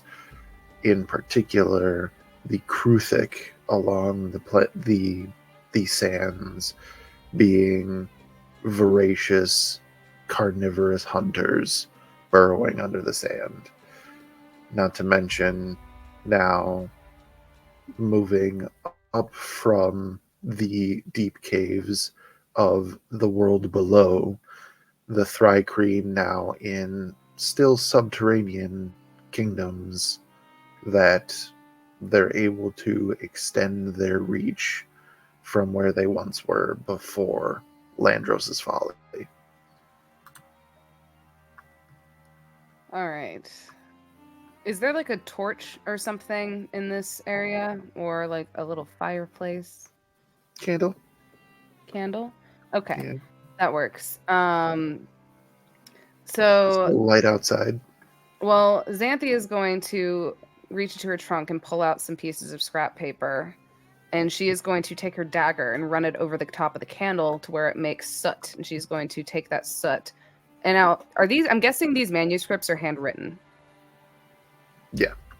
So she is, due to like them being handwritten, there's probably indentions of where it was written. So she is going to put her piece of paper over it, take the soot from her dagger, and she's going to smear it over to make a casting of pretty much those few pages, like a imprint, like if you color over leaves and you get the pattern, that sort of thing. Pretty much making a copy with the soot on this paper. And she is then going to very gently fold it up and put those in her bag, and pretty much she's gonna kind of give another sweep of the book to see if there's any further information on Landros and who he was before this, if there is any mention of his reputation. Nothing. Okay. On that note, she will close the book, and with those pages of information, and turn to Clucky, and she goes, well, I think that's all we're going to really get out of this, aside from possibly it being a bargaining chip. Wait, I thought you said you didn't steal anything. I lied, Clucky. You also lied about there being pictures. There's a picture. See, look, there's winds. Does Clucky see pictures? There is an artist depiction of the rift. Okay, that's art. That's art enough. Yeah. Is there anything with Clucky in it? Make No. a perception check. Perception check. Ooh. Clucky's rolling for that too. Absolutely. Hold on. Okay, hold on. 25. What's Clucky related? Yeah, he's fucking honed in. That is a 24. Clucky wins! He's the first one to spot it. You are the first one to spot that Clucky is not in this artwork at all. Aww. Is Clucky mentioned, or any sort of giant bird thing or giant bug mentioned in the book? Give me an investigation check. Is this going to be... Oh, whatever, I'm just going to roll because you told me. Can't help you there because I can't. Clucky can't read. 12 plus 5 for a 17. Nope. No. Definitely All right. not a Clucky. Nothing about a big bug. Quick bookkeeping. KJ, did Clucky learn American English or did he learn Common from you? So no. Oh God! So Clucky's just pointing out a whole different letter and thinking it's a D. It's not even fucking close. Yep, your lessons were from Riley, not from Petrichor. Riley is from the U.S. of A. Oh God! So Clucky doesn't even recognize any of the letters on the pages. Hey, back. That's hilarious. Oh God, good times. I can read this. Stand back. What the fuck? A whole year of learning, and I didn't learn a thing. It was Oh my God. literally 2 nights ago. 2 nights ago, something like that. That's Oh my God. Wonderful. Love it. So, now what do we do? Xanthi closes the book, and she looks at Petrichor. So, are we gonna rest here and try to get Barrow back tomorrow, or would you like to try and do that now? There is How no do we do that? Xanthi is going to walk over and check on Petrichor at this point. Mage How Hand do you is still... check on Petrichor? Huh? How do you check on Petrichor? She walks over to the hammock that is still being rocked by Mage Hand. And she's just kind of going to... She's not going to, like, touch where Petrichor is. She's just going to kind of gently lower the hammock a little bit to just look at them and be like, hey, you okay? There is the adorable face of a snuggle beast. Mhm. Are you fucking kidding me? Even with the precautions I took!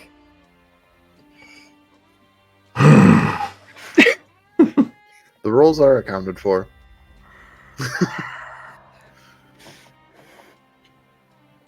Well, Hold on. Actually, I feel like you need highs or lows. Jesus Christ. I'm going to let KJ pick that one because this is their fault. Oh. Highs.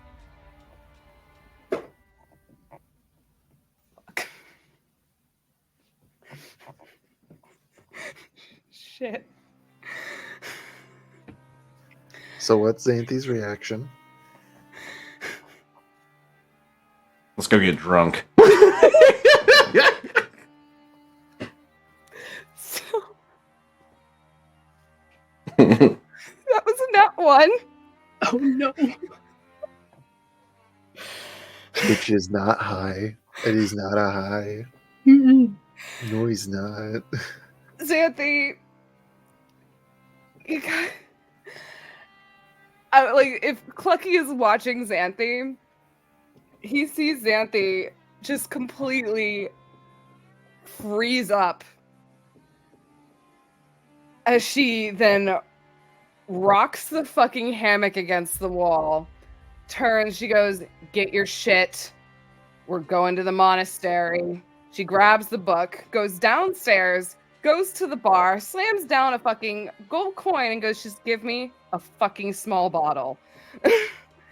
And Oh no. and she is Over here going- causing the alcoholic to relapse. Jump cut.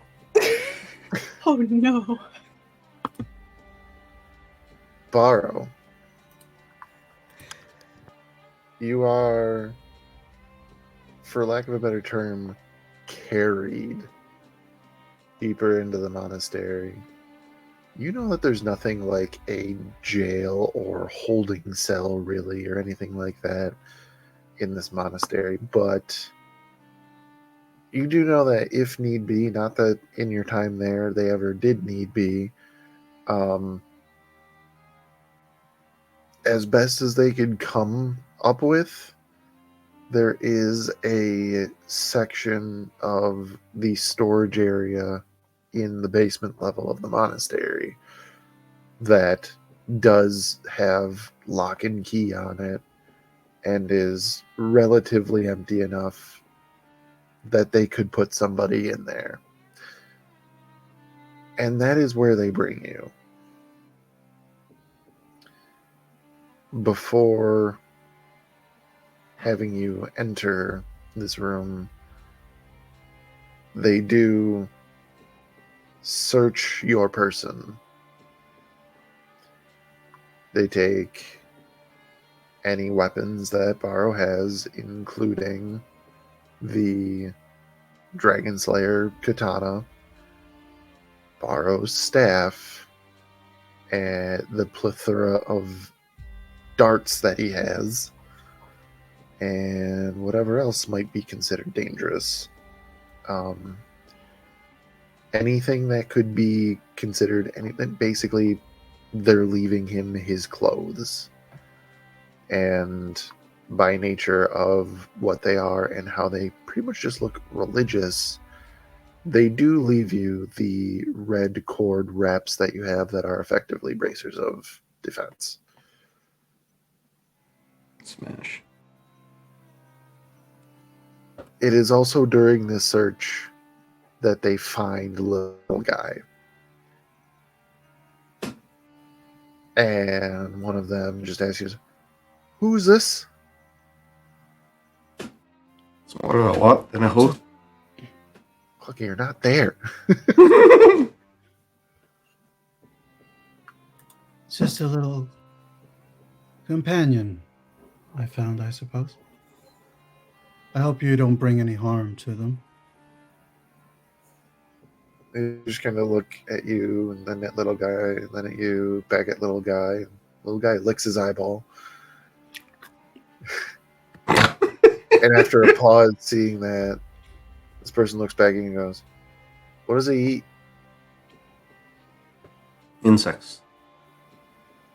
I suppose whatever they can find. He's he, that they are self-sufficient. I don't see why they wouldn't be able to find food throughout this room. I can smell the insects. They just gently set them down near where they're putting your things, and for the moment, he just kind of like sits there and is adorable. They usher you into the room, closing and locking the door behind you. If I may, before they leave, may I ask you something? What do you plan to do about the roach infestation? How has your journey been in the monastery?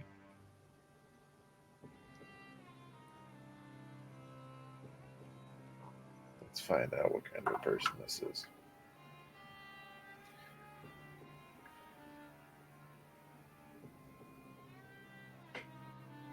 It's been enlightening. I have peace where I thought I couldn't.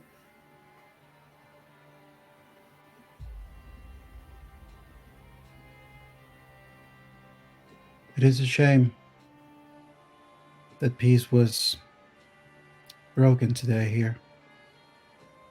Never my intent. You have my apologies.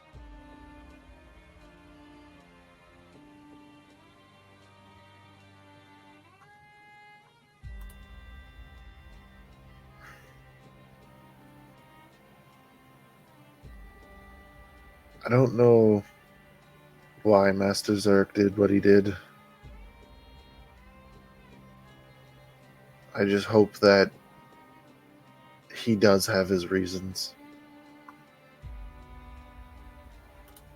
It's a dangerous path. When a leaf thinks it can control the tree. But for the sake of this place, I hope that you are right.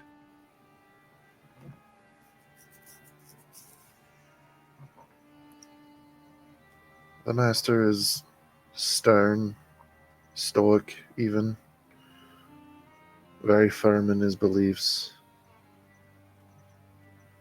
But I do not think he's a bad person. Neither do I.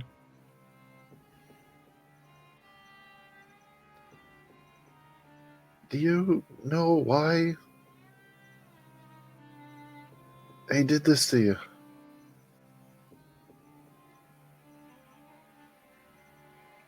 I believe Master Zurich is trying to protect the temple and the people in it. And I believe that that desire has led him to make choices that may be steering the tides within himself. I do not know why, but he is not the first person I have seen fall to the despair of wanting to protect others and finding a misguided path.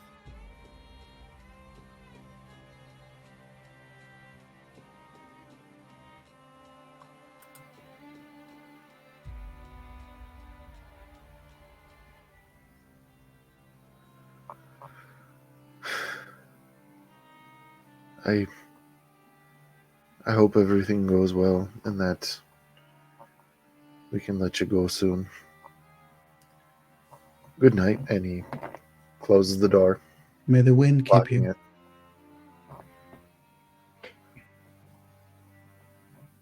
Weird. We always say, may the wind guide you. And so it shall. Right. He turns and walks away, leaving you in this area, this small room. It's, we'll say, like 8 by 15. Not really too much to it.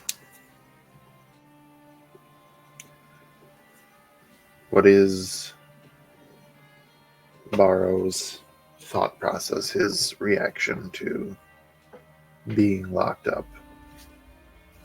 The first thing that Barrow actually does is using his communication. He links to Petrichor.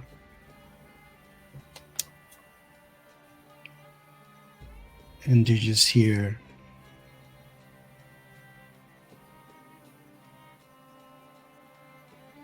the first time that I was in the archives, I remember I was following a feeling. I wasn't sure what I was after. I was supposed to be training by the hills near the mountains. I remember the back of books, my fingers trailing and feeling the different levels of decay in the leather, the engravings. That was the first time that I found a book that had Braille with elemental magic of air. That was the first time I began to read and learn its ways. And when I was not training, I spent a lot of time there. This definitely was not the way that I hoped you'd first see that place. But I hope the next time it'll be in better circumstances and you will get to appreciate it for its beauty.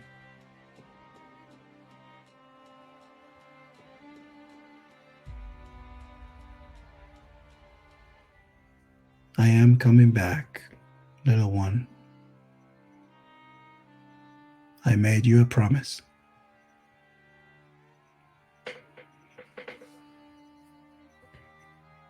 if I might take a second.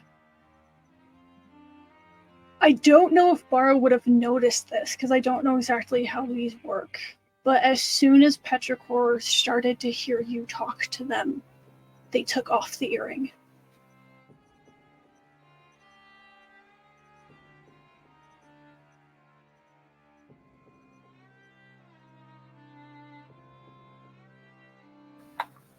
Without looking it up, I would assume that means that it disconnects. I don't think that Barrow gets a busy tone per se, but he surely wouldn't get a response.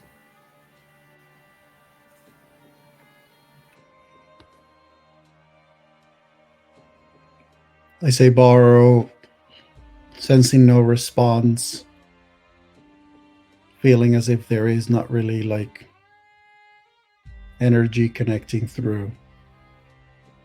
His head lowers.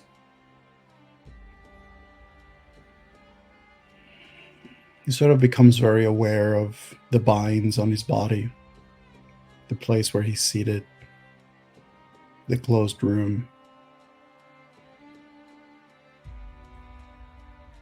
And then he just recites, "Everywhere I am, yet I journey. Silent is the song I whisper. Unbound I am, flowing and still. Untamed I am, graceful with might.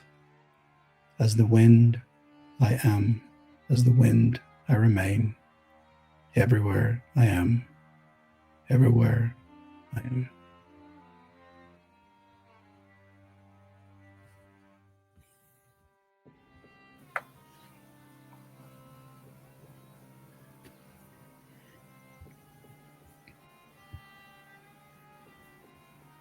I remember writing that.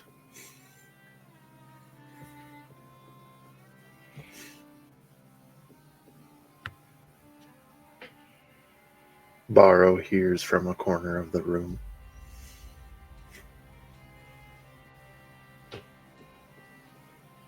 It's been of great help.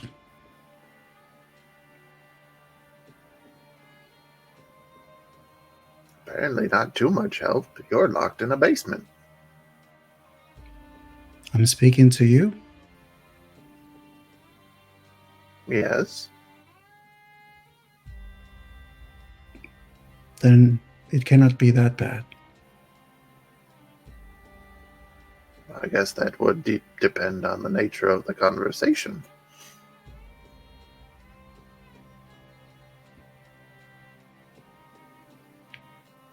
What do you think of Zurich? Zarek. You hear footsteps walking from one corner of the room to the next. He was a very promising student. He knew every verse, he followed every form. Perfection was something that came naturally to him when it came to everything that we taught. But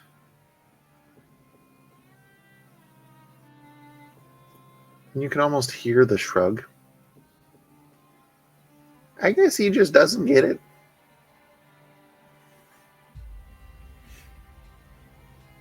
And yet he is a master. Oh, yes, I mean, you can learn the different things that you need to be tested on in order to obtain the rank of master. You can parrot these back to another master, and he can say you know everything you're supposed to know. But there is a difference between learning and knowing and understanding, and also living. Zarek knows the way of wind in practice. Can't practice it too much within four walls.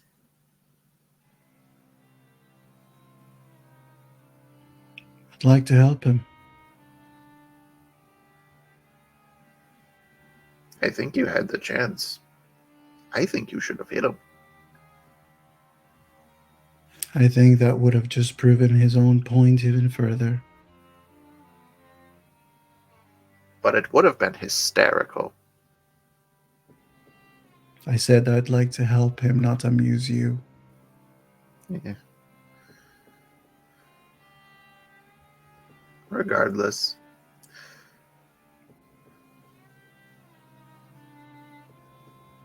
It doesn't matter where the wind could have blown. It only matters that it has. It still is. It always shall. Indeed. So, what's your plan, Borrow? I thought that's what you were here for. Oh, I just came back to check on you. I went off. Mangoes are in season now. Would you like one? Perhaps later. I have a child that I would like to make sure they have one. Ah, I'll make sure to save you a few. I picked up some extras. They're very, very tasty this time around.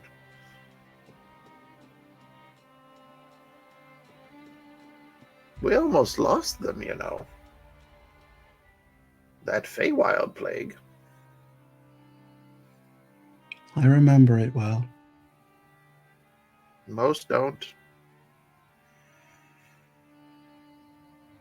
In my time, I was very young.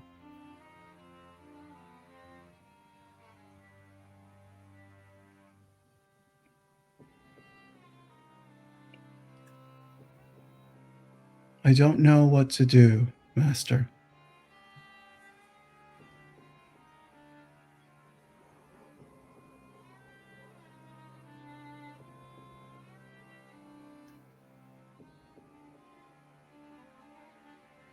What could you do?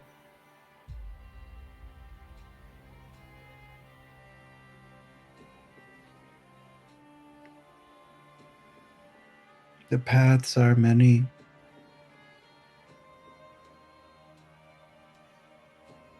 The wind here seems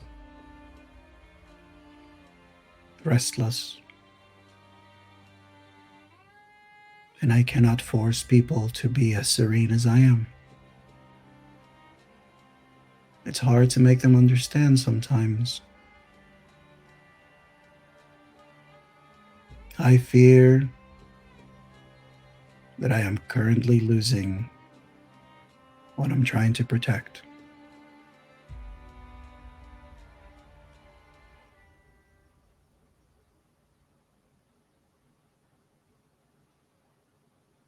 Fear you feel. Yes,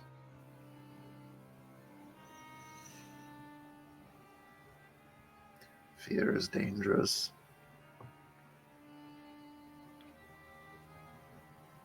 We I know. always fear what the winds of change might bring.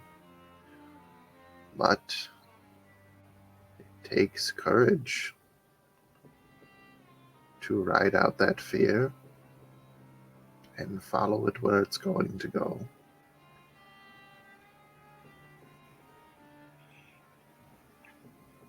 Shibaro. How is he bound currently? Around the wrists. Front? Yeah. Okay. Was he sat? Or is he standing? They had you standing. Like, they just kind of got you in there. The conversation that you had with the person who brought you in, that extra part, there is about a 8x8 square hole with a cross section of bars in the middle of it. That's about at neck height, so that's how you would have been conversing. So they left you standing for that.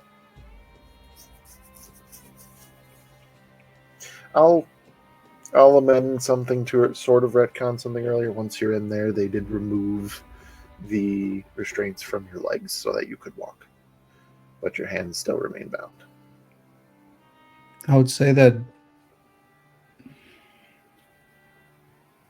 talking about this fear, Baro sort of starts to very gently sort of walk in a bit of a circle in the room. His hands sort of slowly flowing as he responds to the master.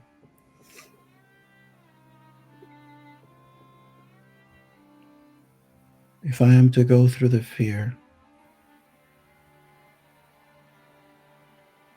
I shall trust the wind as it takes me through it.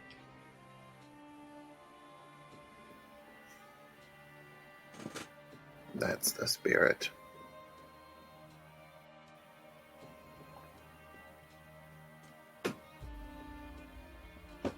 Are you well, master? Well, what's that supposed to mean? As much as I care for this place,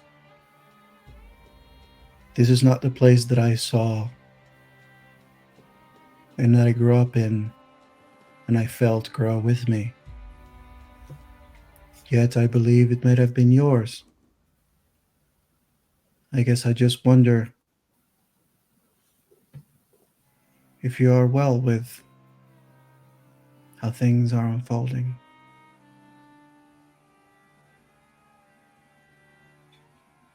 Oh, they unfold perfectly fine. I figured as much. I trust you all to make the right decisions.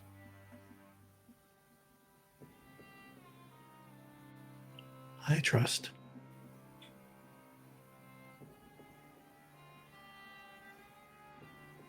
Attaboy. Have a mango. He puts a mango in your hand. Baratzer takes it, brings it up, smells it, eyes closing, sort of reminding him of home.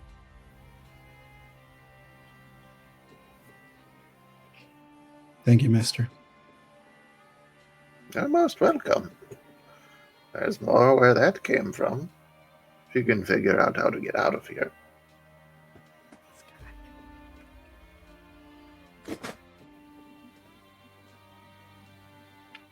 Well, I guess it's a matter of determining what lesson to teach next, isn't it?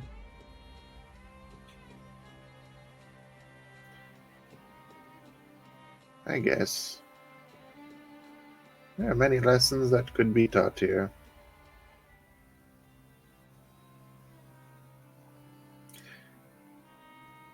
Perhaps a lesson in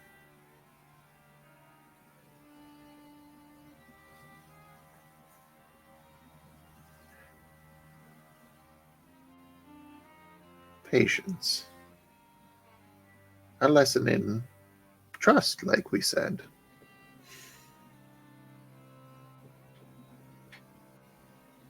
You see him nod slightly, then he just sits on the ground. And then very calmly, he just starts peeling the mango. And he's just going to take his time eating that mango.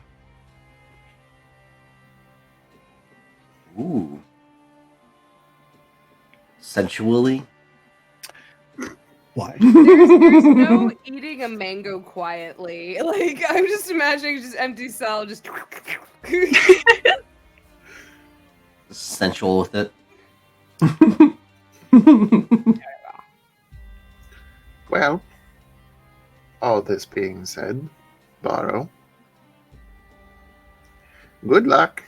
And he walks out of the door. What? He can walk past through fucking solid objects. This dude's a badass. He's I love this guy. become the wind, you guys. He said wind walk. I love it. It's like shade away. Or a road. Mara doesn't It's giving Stephen King react to it. vibes. I mean, he would feel like feel I- him. He would feel him walk toward the door, and then sort of like, and then he's past the door, and then he's gone. I feel like it's that moment of Borrow, like, not at all predicting that would have happened, but once it does, just going, that tracks. Not like you could see it, but Does Borrow gain a level of understanding on how he did it? Only time can tell on the next episode of Dragon Ball Z. Well, I wasn't going to end the episode, but I was going to put us in break. So when we return, we'll see what will happen with our wonderful little party. We'll find out where the tiny one has gone. We'll find out if Clucky is actually going to become a god soon. See y'all in about 10 minutes.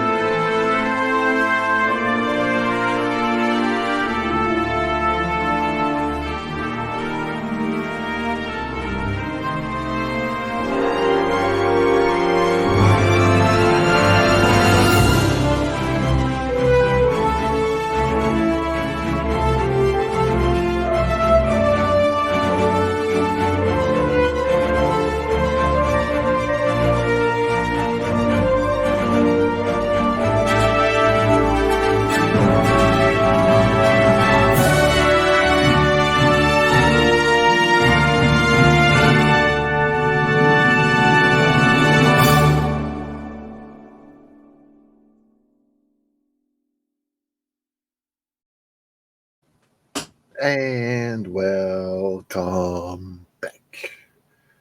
Once again to 2B Dice Adventures, presenting the Dimensional Dial of Dr. Diago. This is one of appreciate the new drip.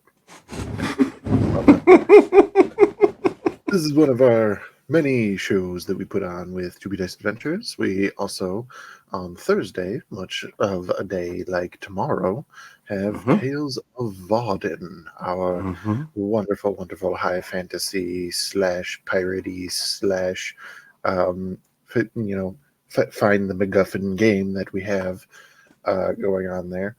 Very, various spots of things indeed happening over there. Do tune in. We will be happy to see you all there.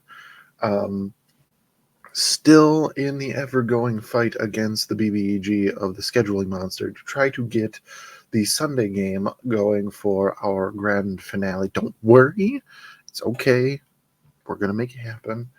And we shall return again to the edge of the empire once again the following Tuesday to see what is going on with our crew that just keeps getting deeper and deeper in it. It's just not. Couldn't catch a break. Yeah, it's just one thing after the other, man. And then returning once again Wednesday for another episode of the Dimensional Dial of Dr. Diago. That being said, I normally don't answer this because I'm a rude ass bitch, and I should. Anybody else have any announcements? What do you get? Any you guys got anything going on, or are we just playing? Why? Not part of To Be Diced, but I'm gonna announce it because I think it's fun. I am part of a campaign called Of Brass and Briar on the channel of Lycan and Moss, where we're critters. We're little guys. It is DM'd by Sir Zatara, and fellow players of mine are Ruby Griffiths, Ellen Motion, and Scree the Rat. And has it been talked about behind the scenes of some of us just wanting this to be the origins of the Skrulls? Yes. Yes, it has. Perfect. Oh, by the way, Sunday mornings. It's a morning D&D stream. Yes, always plug the times and when it's going to be happening. Yeah, 9 a.m. Well, that's what we're shooting for. We've only gone over by half an hour so far, but 9 a.m. is when it starts. Sunday mornings, every other week. This is a good idea. I'll use an opportunity to bring up the Clockwork Nexus, which a handful of us do on Monday nights and some of us on Friday nights. Yes. Well, every other Friday, because we are actually starting a new campaign for Clockwork Nexus as well. I am a part of that campaign. I have gotten the opportunity to guest star on KJ and Matt's campaign with, like we said, the Clockwork Nexus. The DM is the amazing and wonderful Brian. We adore him. We get around. We get around. And it will, starting this Friday, we're having Session 0. I'm not sure if we're streaming Session 0, but it is going to be a wonderful pirate adventure. And I am super excited to play because I will be playing my first bard. So I am so pumped. The bard's fired up. Yeah, that will be every other Friday starting this Friday. I'm not sure if we are streaming or not. If we are, I will make sure to announce it on my TikTok, which is Nerdy Pinup Girl. You can also check out the YouTube, the Clockwork Nexus, for any other previous adventures, etc. Dope. Last announcement for my end. If you would like to have your own particular adventure in the Star Wars universe, you can find me on startplaying.games to where I can DM your adventure into the Star Wars universe. So check it out if you are inclined to embark on a new platform such as the narrative role-playing dice system that is Edge of the Empire. You can commission me to run your sessions and give you the best adventure I can give you. Check me out. Yes, sir. I cannot stress enough how happy I am every time I am at this man's table. It makes me so happy. It is amazing. And the amount that he has put into learning this new system, which is a very, I'll say, intricate system. It's just There's a lot to it. It's a little daunting at first, but once you get into the application of the platform, it starts getting a little smoother and smoother the more you play. And then it's just all about, smoothing out the rough edges at that point. absolutely almost as daunting as the check you'll have to make to drink Uknot spit. What? Oh yeah, heard me. you missed that. You missed that. That was fun. Pass? It's not actual spit. Let's clarify. It's moonshine of a sort. Oh, smash. Actual spit from an Ugnaught would probably taste better. Probably. Does it get you drunk? Oh, I guess. Yeah. It's Cloud City's signature cocktail, or not As cocktail. long as it gets you drunk, it doesn't need to taste good. That's true. That's true. Anyways, back to you, Matt.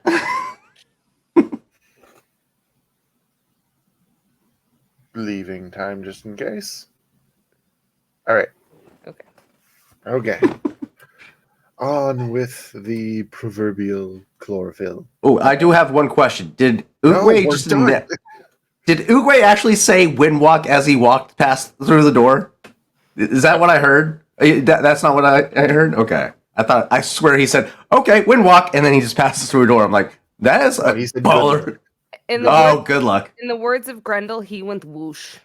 That would have been hilarious if he announces every time he passes through solid objects. Not me considering giving him like the trope of like an anime character announcing all of the moves they use. Just like this super serious master of this monastery and everything, but he's just an anime kid. That's like imagining Yoda just going force push. He shows up and lays the smack down on Zara because he didn't just, raging tornado and just like right kicks him. I love it. Roundhouse. Make it canon. Make it so. Maybe. We'll see how the rest of the session goes. Speaking of which,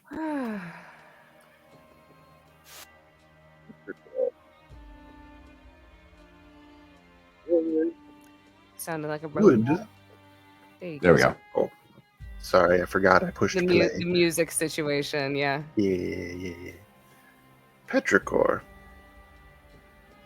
Where would our viewers find you? Because the party cannot.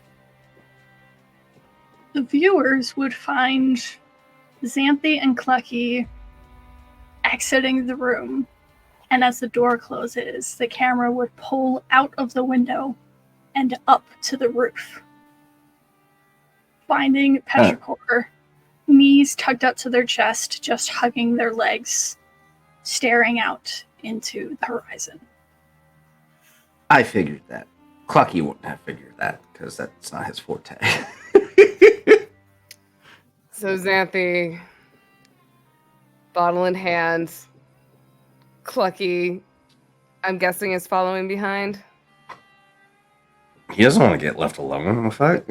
Okay, well, first thing she's gonna do, she's gonna take just a Seeing that bottle in your hand is going to raise an eyebrow. I'm like, She is going to take a very large swig before she flaps her wings and goes ahead. Taylor, Oh no. roll me a d20. Okay.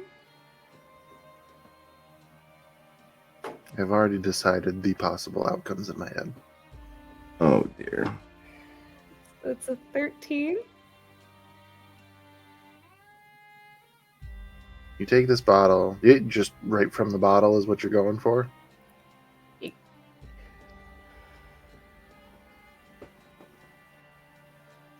Yeah, or would you pour yourself a shot?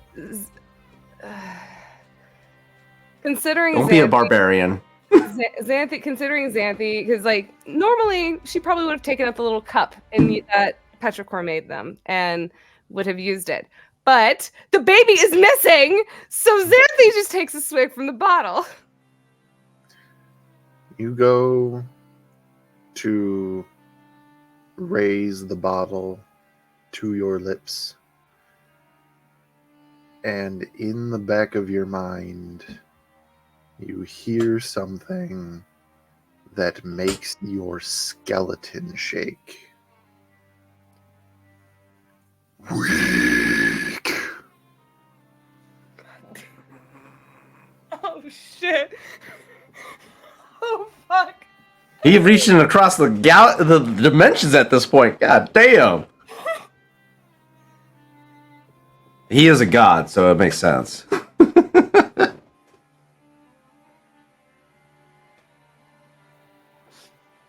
First, smash.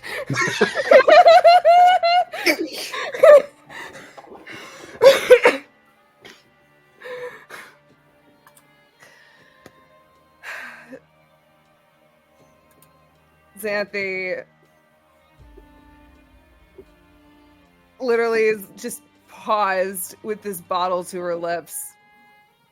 And she can smell the whiskey wafting into her nostrils. And hearing Zima and feeling almost like a fucking lightning strike through her body. She clenches the bottle before she just lets out a rage, and she just throws it onto the fucking ground. And she goes, "Fucking dragon!" And she takes Where? And she goes and takes off for the sky. And immediately is just Petrichor! I have become the BBEG. I will, You have ran away too many times. I will say, Xanthi, she isn't like in full draconic transformation, but like you can see like little nubs of horns coming out of her forehead, and the scales have become a lot more prominent up her neck. And she definitely has like a little fangy fangs going on as she is just looking for Petrichor. Like she's gonna take her full running speed or her full speed upwards and just stay hovering above the end and just looking and to see if she can spot the baby like sneaking through the crowd or possibly sitting on a rooftop. As Xanthi leaves the tavern, the scene focuses on Cather, the wood elf bartender, looking at the scene as this happened, and just goes, "I guess I'll clean that up. All right." Lucky's just standing there awkwardly. She broke that bottle over here. Hey, Somebody should clean it up before they get hurt. thanks. I appreciate the heads up. Fucking You're welcome. He just doesn't know what to do with himself. He's just watching this hole that was just punched through the ceiling. Fucking. Oh, she's angry. Hello, can anybody hear me in my head? I'm looking Anyone? for the child. I don't think Lucky's thinking of anyone in particular. I think he's just doing it in general. Oh no. He doesn't know how it fucking works. Oh god. He just thinks everybody can hear him. So I don't- that would go through to Xanthi and Barrow, but not to Petrichor. Oh, it does go through? Oh, cool. Xanthi would respond. I feel Clucky's head's so empty. It's like speakerphone.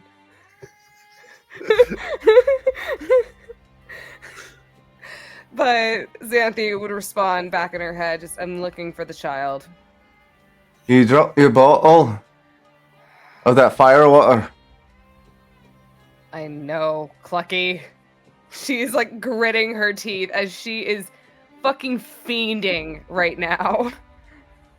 Should I grab another one? No! Okay. Just help me find Petrichor. Okay. Get up in the You- sky and do your freaking survival thing. Go foraging for the child. Foraging for the child. Like they're a berry. I'm trying to put this in Clucky perspective, okay? Okay. So Clucky follows to the sky and okay. Punches another hole through the ceiling. Because he wants to do what Xanthi just did. I thought No, Xanthi was outside the bar. She was not in the bar. She was just outside the bar. She did not. She did not. Well, you didn't specify that you stepped outside. You just said you just went straight up, so I thought you went through the ceiling. No, I specified that she went outside, bottle in hand. I was gonna say, I'm impressed. I'm pulling some Clucky shit right there. No, if you did that, it most likely would have gone, Taylor, roll a strength check. It would have been a 2, and Xanthi would have broken her neck. Alright, so Clucky would to follow suit and step outside and take flight. Alrighty. So What does my bird eye see? one of you can help the other, or you can both roll a perception check individually. What's your perception, Clucky? +6. Mine is a +7. Oh, fuck you. You have help. Okay, that first one was a 9. The second one was a 12 plus 7 for a 22. 12 plus 7 is a 19. 12 plus 7? Wait, It's 19. it is 19. I'm sorry, Taylor cannot do math. You silly goose. 12 plus 10 is 22. With a 19, you do not spot the child. I just gotta say, this artwork is like straight out of Ghibli Studios. For I'm living for it. This thing's dope. We have Riley. That being said, We have Riley as little Shihiro. oh my god, Be adorable. I But think Clucky would probably be flying in the wrong direction, and that would lend to the reason why we didn't spot the child. Question. Actually, Clucky would be flying towards the monastery. I think I heard the word question. Question. Oh, there it is. Would I see them? Xanthi would be calling out Petrichor. Look at this giant white bastard. Tell me you wouldn't see him in the sky. Two very striking individuals flying literally directly above you. The fact that they can't spot you is a testament to your skill. What's the weird Petrichor strange thing that- will put the earpiece back on, connect to Xanthi, and then following will connect to Clucky and just say, just want to be alone. Xanthi is just going to respond, can you at least just tell me where you're at so I know you're okay? I'm a lot closer than you think. Stay away from the monastery. I have something that can be used as a bargaining chip. To I the bar. never left the inn. Okay. I believe you. Whenever you're ready, meet us Wait. back. Raccoon, is the hatchling in our head? Clucky, she's just going to put a finger up to Clucky. And whenever you're ready, just come back to the room and we can talk things over about how we're going to get Barrow back. And I think I might have found something that could be the source of these rifts and could also be something to power the crystal. Personally, I'd like to talk about it when we're all together, when we get Barrow back.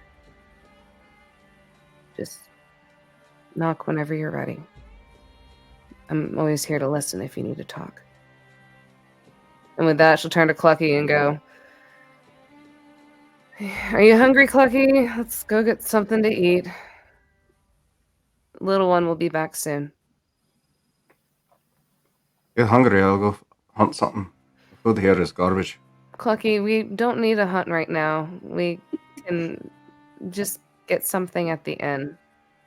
I think it's best that we stay together right now. Find some lizards. Xanthi's gonna go over to the bar and ask if they have any like roasted newt or lizards. Roasted iguana?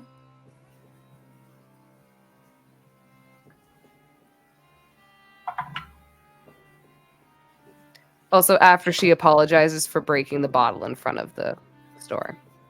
It's fine. It's fine. It's not like that happens all the time. But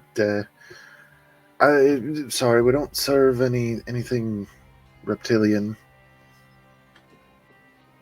Can I go hunting now? Clucky, Do you have any lizard? What is it called when you have a lot of them invading your home? An infestation? Aye, that one. That one. Do you have a lizard infestation? No. Oh. Shite. Xanthi's gonna think for a moment. Do you serve any bugs? Some, yeah. Oh, that'll do. You don't put weird herbs and shite on it, do you? Can we just get like a normal roasted bug with nothing on it? He's allergic to seasonings. What does that mean? It means you don't like it, Clucky. Oh. Would you prefer it raw or would you prefer it roasted? I mean, I don't care either way. All right. So that's what that means when people say they're allergic to gluten. They just don't like gluten. What the fuck is gluten anyway? I don't know what gluten is, Clucky, but it sounds like he sounds like a fun guy. I'm gonna say that Xanthi probably hears Bara's voice as he just. Did you find anything interesting? I found something very interesting. Are you safe? Yes. Xan- They're taking some time to themselves, but they're at the inn with us. I don't know where they're at, but they promised me that they haven't left the inn, and I'm gonna give them some space. They're obviously upset by the situation. They're upset with me. Whether it be the situation or you, it's a lot to feel that kind of stuff when you're a kid. So anyway, Xanthi will take the time to she's gonna, after she kind of gets the food with Clucky and everything, gonna go back up to the room in the inn, and she is going to take out the pages and read back the pages to Borrow. I kind of took the book from the monastery. I was kind of thinking of using it as a bargaining chip to get you back. I trust that won't be necessary. What makes you say that? Do you have a plan? Yes. I am currently eating a mango. As he wind walks through the door. Xanthi just kind of sits there and just, are you serious? Yes. Is eating the mango a part of the plan? I suppose you could say that. Okay, so we don't have any mangoes, but how can we help?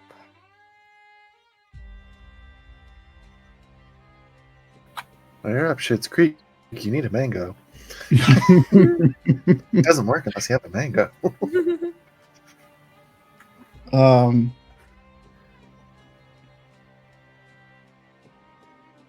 our plans still remain.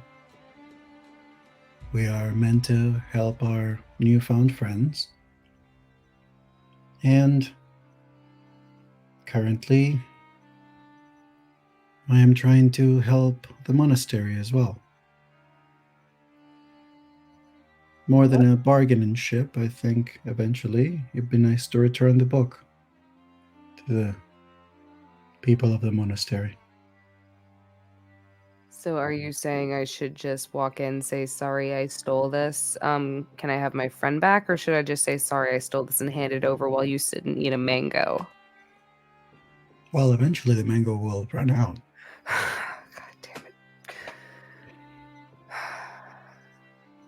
Xanthi, I know that it is not easy trying to hold the party together. And I am grateful to you for everything that you do. You've grown a lot this time together. And while I know that some of my actions may seem strange, I hope that you understand that the choices I make because of that which I trust. And I not only trust what I practice, I also trust you all.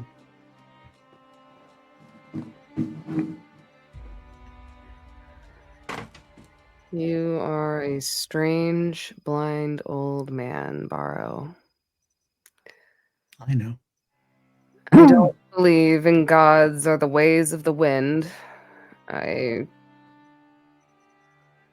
more just believe in spite and I guess more spite. No, you don't. It's not spite that's keeping you with us or protecting the rest of us. And you know that.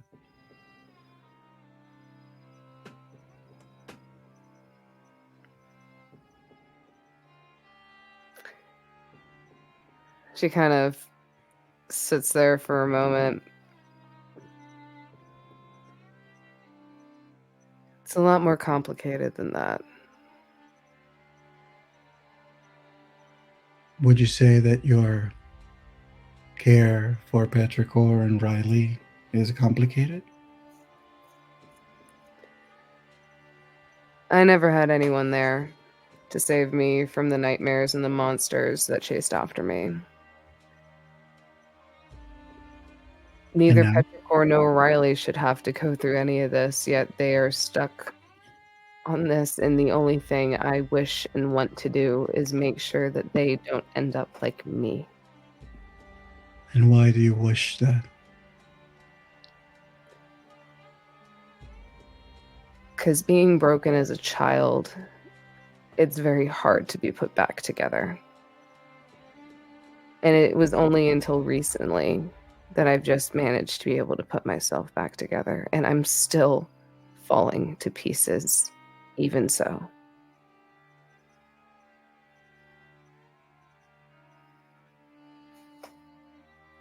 Doesn't sound too complicated to me.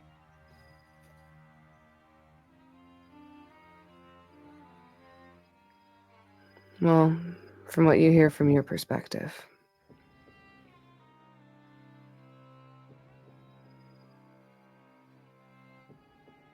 Whatever you have shared, Xanthi, as you are, with the broken pieces, with the cracks, I am grateful for it all. Just as I am grateful for your weird way of words and sometimes even bizarre slam poetry. Wait till you try these mangoes. Never had a mango. We're going to change that. I love how Borrow has taken on like a bit of like the master persona for a second. Like I had to say that above table because that made me giggle. But Xanthi is just, well, let's get you out of wherever you're at. Let's get the child, and then how about we can all sit down and have some mangoes. We'll get there. In the meantime, I just try to make them understand that just because you fall and just because you're taken doesn't always mean you're trapped.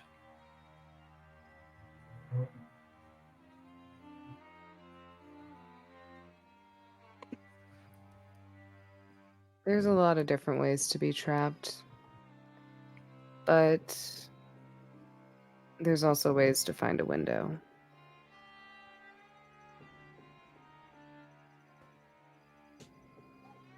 You'll do just fine. What the heck did they put in that mango? I guess you'll have to wait and see. All right. Keep us updated.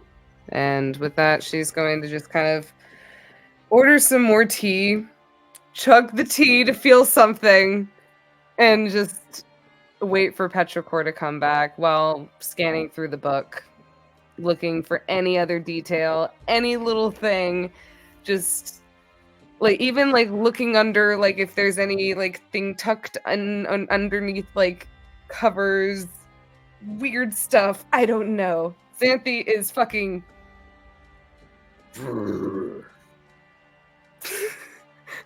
draconic. But yeah, and she will wait for Petrichor to come back and try her best to keep Clucky in the room, well, with his McCluckin bug meal. I don't know. So there is a bug meal, as it were. It ends up being sort of like a mince meat kind of thing, served in a insect-like shell. And you're told that this is Kruthic stew.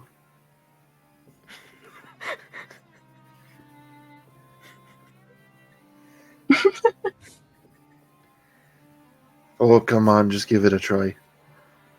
No. Clucky, don't be rude. No? No. It's good for you. It's protein. Help you grow up big and strong. I'm already strong. It'll make you Bigger and stronger.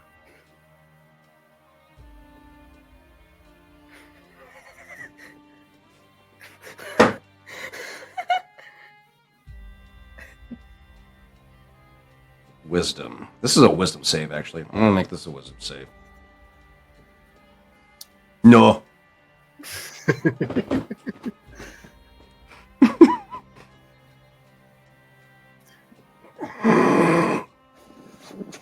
I'm gonna go find a lizard outside.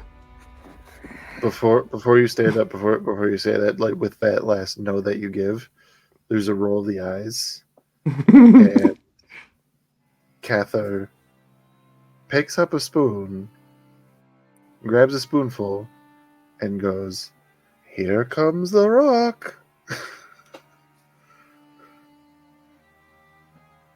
Would Caliban have ever done that to Clucky? Oh my god. I don't think that's not so.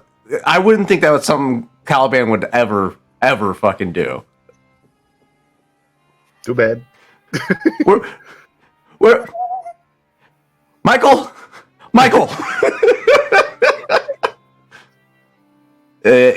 Actually, Clucky would probably take it as like in a literal sense, and you're like, "That's a spoon."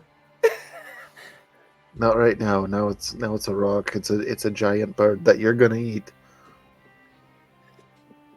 You know, Papa's always told me not to eat rocks. No. A rock is at certain. It's a very big bird. They're huge. They fly around here every now and then. They're massive. Their wings stretch out a bunch. But either way, this is one of them. Rocks You're can't gonna- fly. Completely ignoring it. Just open up for the rock. He's coming in to land in the nest. Just grabs a spoon and starts bending it backwards. Okay, you don't need to break my silverware. I don't like that. Fine, maybe somebody else will take it. Here's your coins back.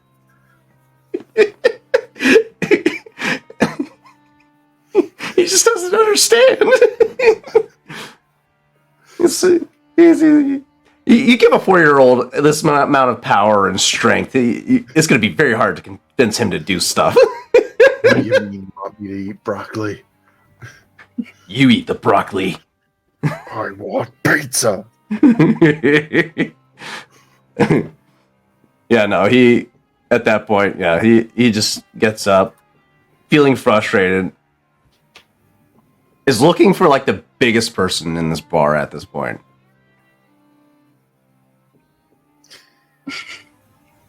There would be a turtle who is giving off desert tortoise vibes.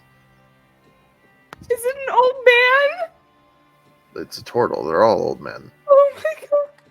Clucky, do You know what? Wait a minute. Yeah, old man. Oh man! Oi, you! Turtle. Where? Are you strong? Yeah. Papa used to do this thing with me, where I would have to beat him in order to get a special dessert, and it's the wrestling of arms. Will you do that wrestling of arms with me? What do I get if I win? I don't punch you. That's awfully rude. Wait, is that backwards? If you win, I thought if If you win- You're making it sound like if you win, I have to buy you some kind of dessert or something. But if I win, I don't get punched. You gonna buy my food? I don't have any money. What are we talking for, kiddo? I'm bored, and I can't punch things. At least that's what the blind one told me not to do. But he didn't say I couldn't wrestle arms.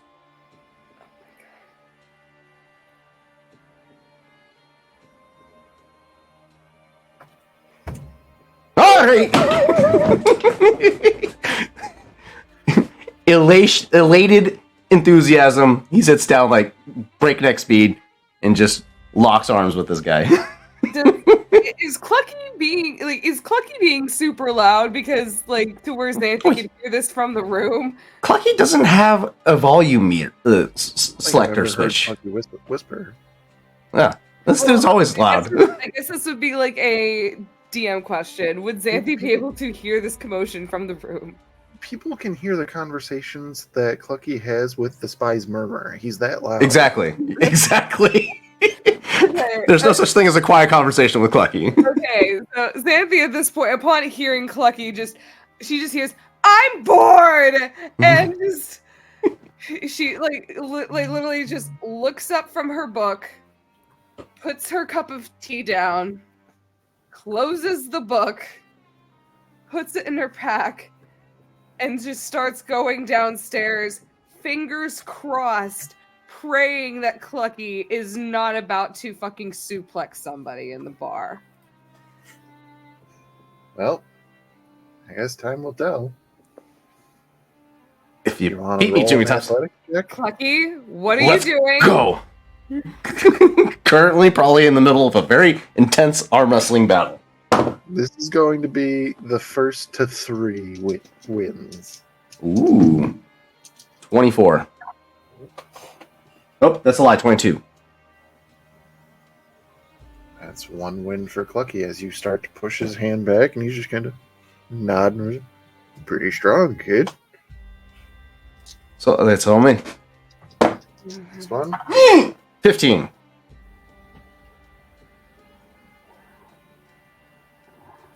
That's a loss as he brings it back to center. Son of a bitch. Not quite What? that strong, though. Looks like. How are you doing this, old man? 16. Gotten a little side of whatever popcorn there is in the bar and is just now eating watching this. Veins are just popping out of Clucky's neck right now. He starts pushing to your side as you said that the veins are like popping on your neck. Goes, you seem to be struggling there. You alright? You want to take a break? And with that, Clucky enters a rage as he's now getting upset. I'm not getting beat by an old man. 28. You bring it back to center. Now, this is going to be the big thing because he has 2 wins, you have 2 wins. Here we go.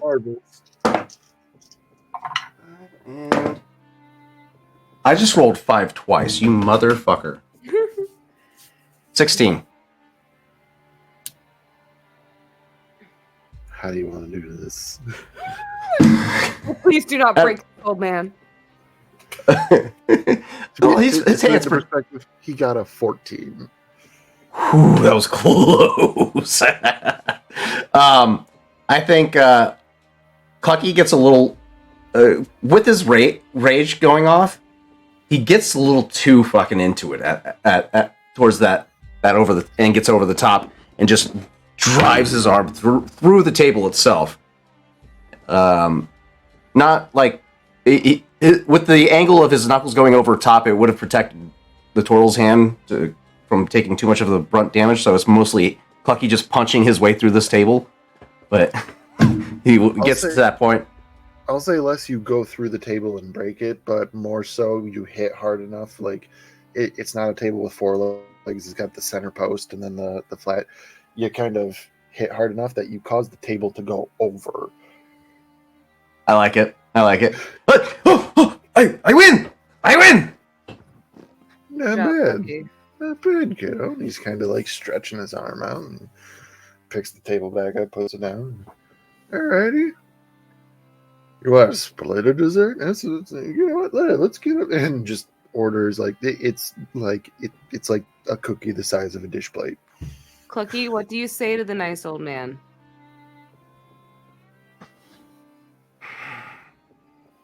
She goes into the spy's murmur and goes, "Thank you." The biggest issue here is Clucky's never seen a cookie before. What?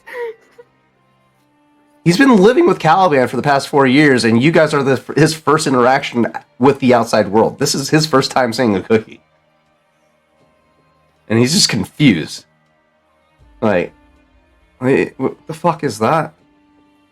It's a dessert. But it's just bread. It's like sweet. Here, hey, just give it a try, will you? At the mentioning of sweet, he'll give it a go. He's like, if it's sweet, then it must be good. I just don't understand why you think it's a dessert, because it's bread. Rage and the sugar rush, god damn it. It's big, very moist, very gooey. I said that there's no chocolate in here, didn't I? Or is that something else that I said? All right, so it can't be chocolate chip. What else do we got? Red velvet. No, that's Snickerdoodle, molasses, peanut butter, oatmeal raisin.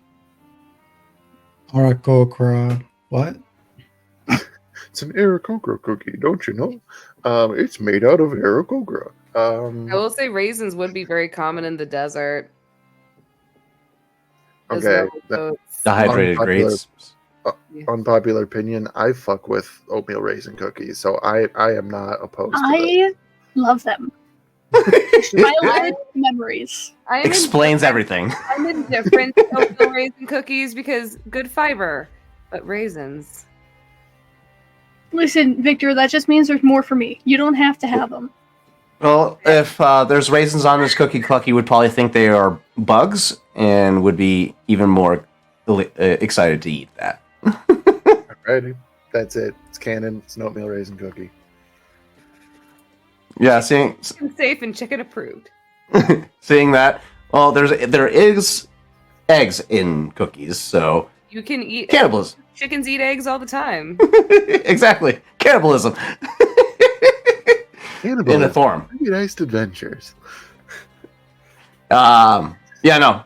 Seeing the raisins, his mind doesn't like process what the fuck raisins are, because again, this is his first time seeing a cookie, and he's being offered to try it. So yeah, he goes for it, thinking that this is a bug cookie of sorts, and turns out to be a little bit sweeter than what he was expecting. Let's see if he likes it though. That's a 16. I would say that's a pretty good positive result. Yeah, he likes it. Not his favorite, but it's good. Absolutely. So, Clucky enjoys dessert for the first time.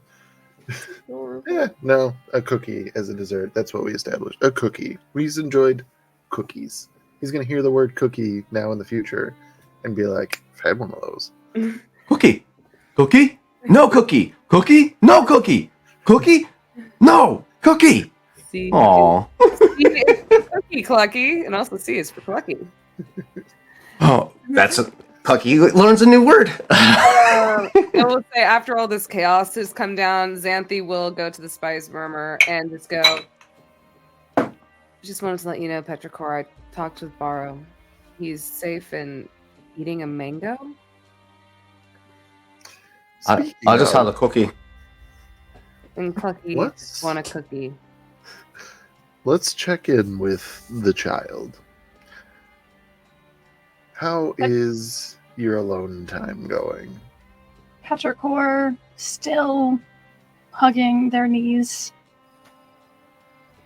The camera and or audience would notice that the spy's murmur is being held in their hand, not being worn. As they're just staring out into the sunset, the horizon, as time is passing, but not really seeing it. Because it's this interesting moment where the body is awake and conscious, but nobody is in control. Because Petrichor has backed out. But Riley doesn't feel like it's appropriate to take control from there. So they're just sitting there.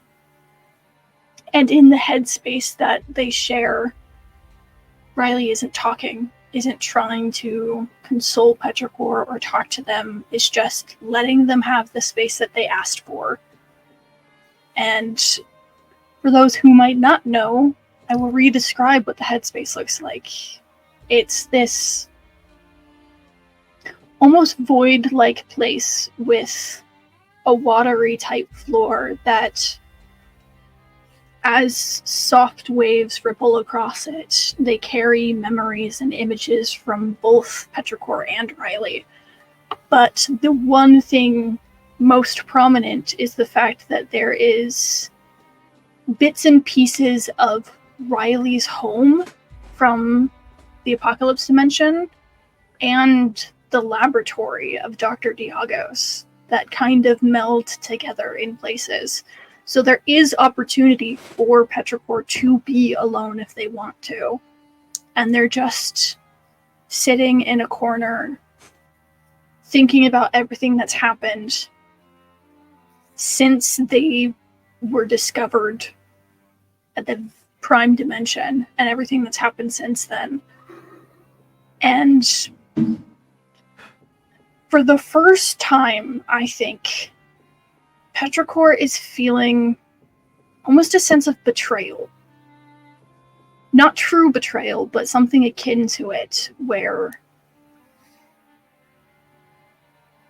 they were trying and they kept getting told no. And regardless of how they were seeing things and what they believed were going to happen, they kept getting told no, and nothing that they were trying to convey was going across like they wanted it to. And for the first time, Petrichor's feeling what Riley has felt for a while, which is that they're not being listened to.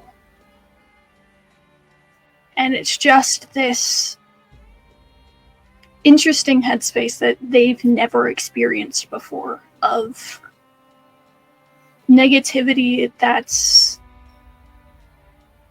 also just a void, and they don't know what to do about it, but they just want to be alone.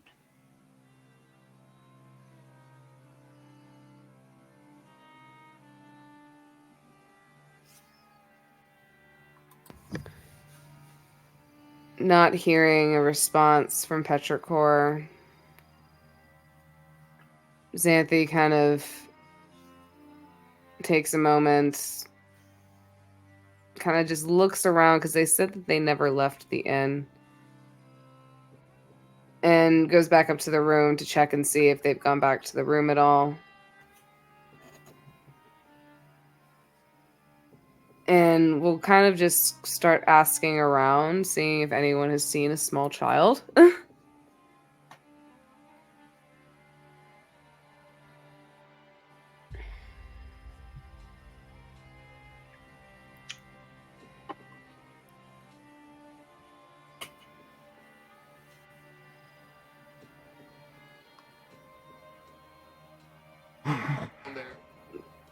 With that, I would probably say Xanthi will probably just kind of sit out front of the inn and just kind of look out at the crowd in the streets, see if they see Petrichor and wait for them to come back.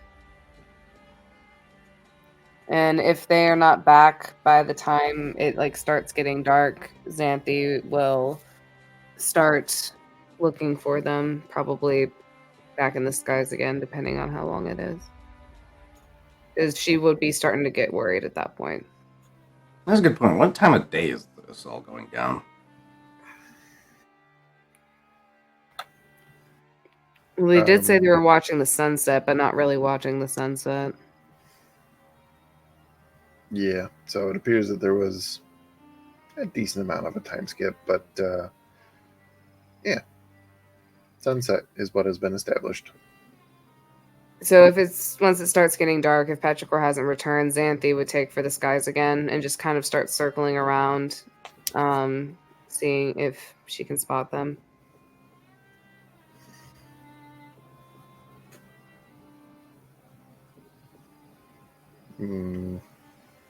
Yeah, go ahead, give me a perception check.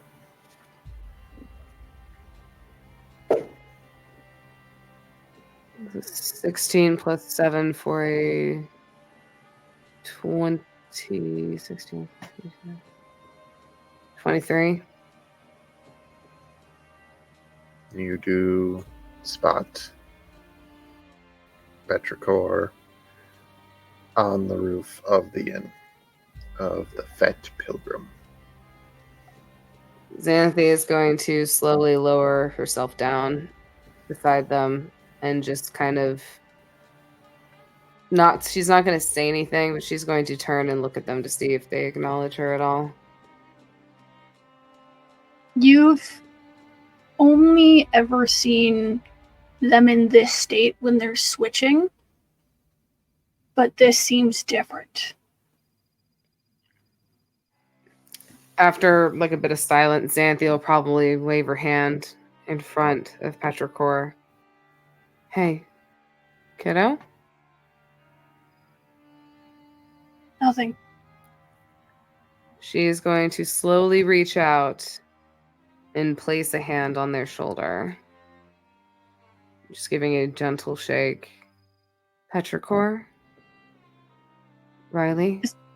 It's this very interesting thing of they can hear you,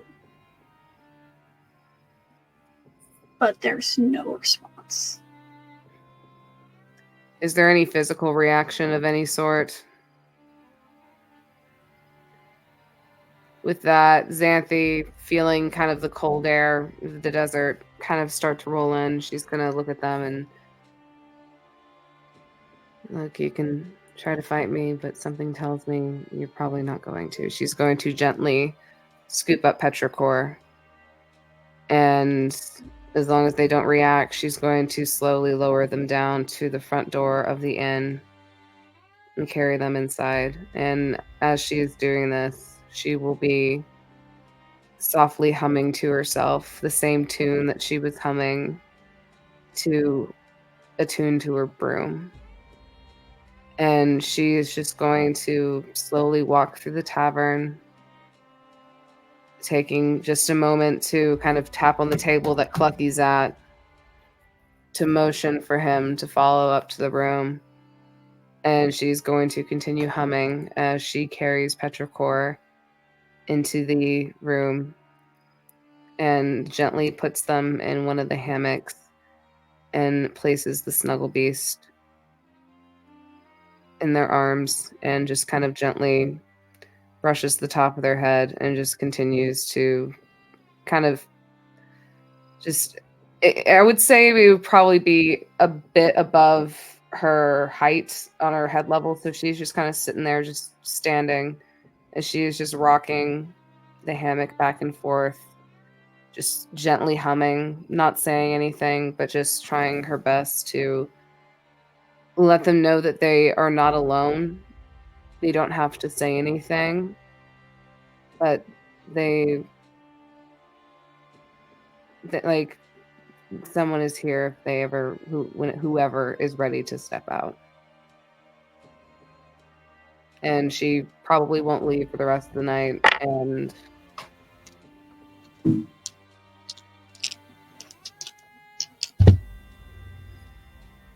what is Clucky doing? Probably bloated from the cookie that he just inhaled.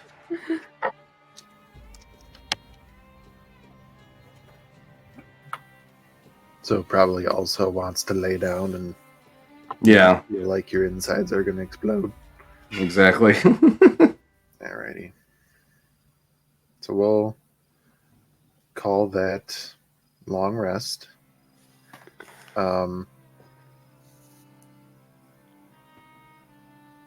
Switching over to Borrow.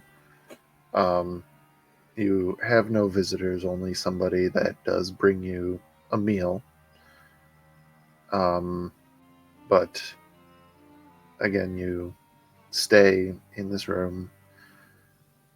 Do you take the opportunity to sleep when you feel the warmth of the sun leave? I think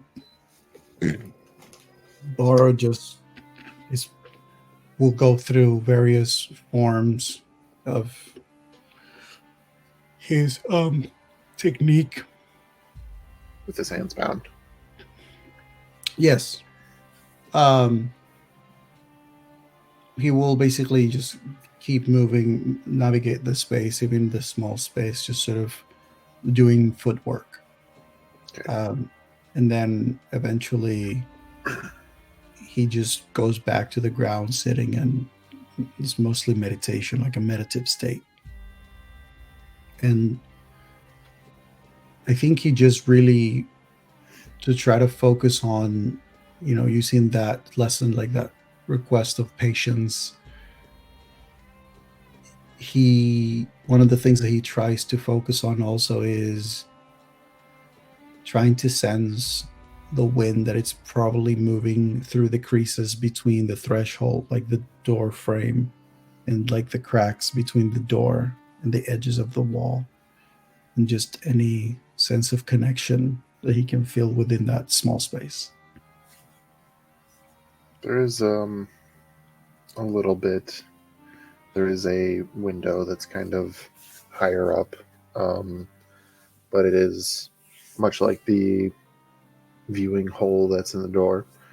There are cross sections of metal that prevent people from just climbing in and out.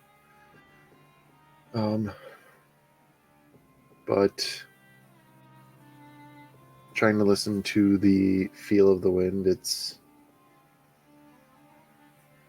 unusual because it's not directly the wind that is happening outside. This wind has been changed, so it's giving it that moment of just feeling what it's doing while you're in here, getting used to it. Mechanically speaking, will you be taking a long rest?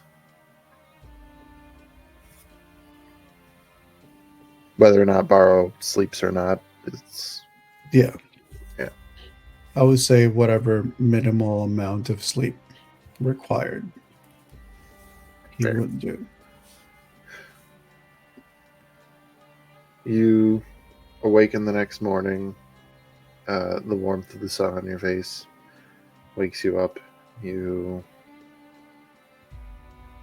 take that moment, again, attune yourself to your surroundings. You don't have your staff, so we're trying other methods. And eventually, somebody opens the door.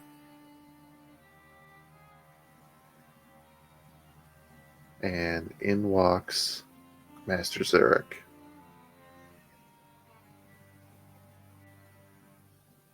And after a pause,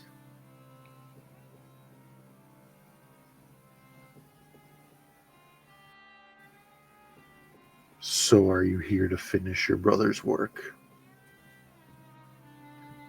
And that is where we shall end tonight's session. Oh my god. I love it. Thank you, everybody. Sorry, have to just. This is the vibe that I want from all of you every time I say Master Zurich. This is what I'm aiming for. This guy. Thank you, everybody, for tuning in.